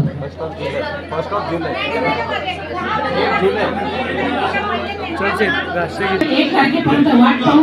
त्याच्या अगोदर काय होत आहे ना, आपण कमिट्या बनवून मग वेगवेगळे लोक काय करतात, आपण तसं नाही. पण 1 तारीख आपण घेतलेली आहे, त्यांनी आम्हाला ऑन कॅमेरा दिलेला आहे. 1 तारखेपर्यंत वाट पाहू. त्याच्यानंतर जर ते कामाचं असेल तर आपण त्याच्यावर चर्चा करायला मोकळे. गव्हर्नमेंट याच्यासमोर झुकते 2च गोष्टी समोर आणि सरकार त्यांचे जे लोक आहेत. तुम्हाला जर साईन कॅम्पेनिंग, तुम्ही जर हे सगळे 1 लाख साईन कॅम्पेनिंग जर तुम्ही पाठवलं गव्हर्नमेंटला, याचा विरोध, हे बघा तुम्ही इथे किती इमोशनल मध्ये काही बोला, याचा सरकारला आणि कुठल्याही याला संघटनेला काही एक फरक पडत नाही. बिहारामध्ये जर तुम्ही साईन कॅम्पेनिंग चालून ते जर तुम्ही स्मारक समितीला दिलं आणि 1 लाख लोकांच्या साईन तिथे दिलं तर सरकार मजबूर होईल. त्यामुळे हे जे इमोशनल आहे काही गोष्टी की हे असं केलं पाहिजे, आंदोलन केलं पाहिजे, मी खरं सांगतो, मी आंदोलन करण्यासाठी एकही दिवस उपलब्ध नाही. आता मला सांगा किती लोक उपलब्ध आहे? 100 दिवस, 120 दिवस आंदोलन झालं. किती झालं? 300 लोक, 300 दिवस आंदोलन झालं. 200 दिवस, 200 दिवसाच्या आंदोलनाने प्रॉब्लेम सुटला नाही, चर्चेनीच. बघा हा ठीक आहे, व्हेरी गुड, 2 लोक मिळाले. आता 4 लोक झाले. आता जे आंदोलन करतात ना, त्यांनी सोमवार आणि मंगळवारी जेव्हा पोलीस होती ना तिथे यायला पाहिजे होतं. काय परिस्थिती होती ती पाहायला पाहिजे होती. आम्हाला आमच्या मुलांवरती कोणावरती गुन्हे दाखल करायचे नाही, लक्षात ठेवा. तुमच्या मुलावरती जर उद्या गुन्हे दाखल झाले तर त्याची जिम्मेदारी पण आता जो इथे बसलेल्या पैकी लोकांनी घेऊन घ्या. हे बघा, हे प्रॉब्लेम्स, हे मला वाटतं या शेवाळे साहेबांनी आणि अजून 2-3 लोकांनी काही टेक्निकल प्रॉब्लेम सांगितले. याला एकच सोल्युशन आहे. 1 तारखेपर्यंत या समितीनेच वेळ दिलेला होता, आपण मागितलेला नव्हता. समितीने म्हटलं तुम्ही 1 तारखेला या चर्चा करा. यांच्या ढकलाढकली चालू आहे, याला तो विचारेल त्याला तो विचार. 1 लाख लोकांनी जर साईन कॅम्पेनिंग जर चालवलं आणि त्यांना पाठवलं की 1 लाख लोकांचा याला विरोध आहे तर सरकारला तुम्हाला विरोध करता येतो. राहिलं कोर्ट कचेरीचा मामला, हे पण एक सोल्युशन आलं की आपण कोर्ट कचेरीत गेलं पाहिजे. मला फक्त एक एक्झाम्पल सांगून द्या की जे धार्मिक स्थळाचं सोल्युशन, एक मिनिट, एक धार्मिक स्थळाचं सोल्युशन कोर्ट कचेरीने निघालं, असं एक एक्झाम्पल कोणाला माहित आहे का? राम मंदिर. हा, एक मिनिट, हा बरोबर दादा, 1 मिनिट. हा, दुसरं, एक मिनिट, दुसरं सोल्युशन निघाला. अच्छा, ओके. हा, राम मंदिरावरती आपण इथे बोलायला नाही पाहिजे, पण राम मंदिराला किती वर्ष लागले आणि सध्या 2014 तुमचा एक रिप्रेझेंटेटिव्ह या सरकारमध्ये नाही, कोणताच नाही. त्यामुळे राम मंदिराचा आपला प्रॉब्लेम नाही, त्यांनी तर बरोबर सोडवला. त्याला किती वर्ष लागले हे लक्षात ठेवा. नाही बुद्धगयाचं आहे आम्हाला सर 1 मिनिट मैं बोल रहा हूँ, आप कृपया मुझे 2 मिनिट दी, कृपया 2 मिनिट. आपल्याला काय करता येतं, ज्यांनी परमिशन दिली तेच लोक रद्द करू शकतात. पहिला टेक्निकल होता, ज्यांनी परमिशन दिली तेच लोक रद्द करू शकतात. त्यामुळं त्यांना हे रद्द करायचे त्यांना आहे, त्यांच्यावरती आपल्याला हे प्रेशर क्रिएट करावं लागेल की तुम्ही हे रद्द करा आणि 1 तारखेपर्यंत आम्हाला याचा निर्णय द्या. जर हा निर्णय दिला नाही त्यानंतर काय भूमिका घ्यायची, आजच तुम्ही आंदोलनाची मारामारीची भूमिका यांनी प्रश्न सुटणार नाही, मारामारीने प्रश्न सुटणार नाही. आणि जे लोक आज मारामारीची भाषा करतात त्यांच्यावरती आम्हाला सुद्धा केसेस लावायच्या नाही. कारण आम्ही या सगळ्या भानगडीतून गेलो आहे. ते नामांतरांचे आंदोलन 17 वर्ष झालं, ते नामांतर तर झालं नाही, ते काय झालं तुम्हाला माहिती आहे. त्या भानगडीत कृपया पडू नका. हे याचं सोल्युशन नाही. त्याचं सोल्युशन स्मारक कमिटीची चर्चा करूनच सॉर्ट आउट करता येईल. आणि हे 1 तारखेपर्यंत सर्वांनी साईन कॅम्पेनिंग आणि फोन करून त्यांना कळवा की आम्हाला 1 तारखेचा वेळ द्या, आम्हाला किती वाजता यायचं. त्यांनी वेळ त्या दिवशी दिलेला नव्हता. ते असे म्हणाले की आम्ही MMRD NIT या सगळ्या संस्थेची बोलून आम्ही वेळ फायनल करतो. आणि हे जे पळवापळवीची तुम्ही सकाळी तुम्हाला कॉन्फरन्स दाखवली हे सगळं पळवापळवीचं उत्तर आहे. याला बळी न पडता हे एक दुसऱ्यावर ढकलून राहिले. याला बळी न पडता 1 तारखेला आपापल्या विहारात साईन कॅम्पेन चालवा आणि जास्तीत जास्त लोकांच्या सह्या घेऊन त्या सबमिट करा सरकारने. तसं जर झालं दुसरं एकाने मगाशी एक सजेशन दिलं की 25% पोस्ट पोस्टवरती फक्त तुम्ही एवढं लिहून पाठवलं की मला अंडरग्राउंड पार्किंगचा विरोध आहे, पत्ता स्मारक समिती दीक्षाभूमी. एवढं जरी टाकलं तरी लाखो लेटर, लाखो साईन कॅम्पेनिंग ह्या जाऊ दे त्यांच्यापर्यंत. जर हे टेक्निकल तुम्ही सॉल्व्ह करू शकला तर तो प्रॉब्लेम सॉल्व्ह होईल. असं आंदोलन हे ह्या भूमिका बरोबर आहे, आंदोलन करायला पाहिजे. आमच्या आंदोलनाची आज परिस्थिती आणि आपली कॅपॅसिटी काय हे पण लक्षात घ्यायला पाहिजे. आणि हे जर तुम्ही लक्षात घेत नसाल आणि भावनिक होऊन जर सगळ्या गोष्टी करत असाल तर समोर प्रॉब्लेम होईल. या सगळ्या गोष्टी म्हणजे शेवाळे साहेबांनी ते सांगितलं ते पण कन्सिडर करायला पाहिजे. कारण की राम मंदिराचा प्रॉब्लेम हा सॉल्व्ह व्हायला 50 वर्ष लागली असतील. आम्हाला दीक्षाभूमीचा 50 वर्ष हा प्रॉब्लेम उभा नाही करायचा आहे. याच्यासाठी तुम्ही आम्ही कोणीच जिम्मेदार राहिलं नाही पाहिजे हे पण लक्षात घ्या. दोन्ही बाजू आपल्याला समजून घेतल्या पाहिजे. 1 लाख लोकांपर्यंत जर आपण साईन कॅम्पेनिंग राबवू शकू आणि नागपूरमधून आणि आजूबाजूने 1 लाख साईन कॅम्पेनिंग जर तुम्ही त्याच्यात तोंडावर मारणं हा शब्द थोडा चुकीचा आहे पण तो समितीपर्यंत जर तुम्ही पोहोचवलात आणि 1 तारखेपर्यंत आपण ट्राय करू की 1 लाख लोकांच्या 1 तारखेपर्यंत साईन झाल्या पाहिजे. मला वाटतं हे कन्क्लुजन करू याला. आणि इथे हा हॉल आपल्याला खाली करायचा आहे. सर हा कन्क्लुजन आहे. आता सध्या पार्किंगला आमचा आजही विरोध आहे. ती तिथे झालीच नाही पाहिजे, पार्किंग झालीच नाही पाहिजे हे लक्षात ठेवा. सर आमचा विरोध फक्त पार्किंगला आहे आणि आम्हाला बोलू द्या. आम्ही तर बांधकाम व्हावं याच्या आम्ही संमत आहे. कोणाला इथे कोणाचाच विरोध नाही, कोणाचाच विरोध नाही. तुम्हाला जर विरोध आहे तर तुम्ही वेगळा विरोध दर्शवा. पार्किंग साठीची मीटिंग होती आणि बाकी सौंदर्यीकरणासाठी कोणाचाच विरोध नाही. त्यामुळे आपण 1 लाख सांगितलं एक माणसाची एका लोकांची रिक्वेस्ट आली ते म्हणत एक सिनियर मंडळीची अशी रिक्वेस्ट आली की तुम्ही इथे कमिटी स्थापन करा आणि त्या कमिटीला त्यांच्याशी चर्चेशी बोलवा. ही पण एक चांगली रिक्वेस्ट आहे. पण ही आता on the fly he committee अशी ऑन द फ्लाय नाही. मगाशी काही इंजिनियर्सचे नाव आले, काही इंजिनियर्स होते, त्यांच्याशी चर्चा करून आपण तोही पॅरलल मार्ग करू. पण साईन कॅम्पेनिंग चालवावं लागेल. साईन कॅम्पेनिंग आपण चालूया आणि राहिलेल्या घडामोडी तुम्हाला सगळ्या व्हॉट्सअपवरती मिळतील आणि सगळ्या प्रकारचा अपडेट तुम्हाला ग्रुपवरती मिळेल. कृपया आपण इथे आला, विरोध दर्शविला याबद्दल आम्ही सगळे आभारी आहोत. आपण शांततेने हे सगळं ऐकून घेतलं त्याबद्दल धन्यवाद.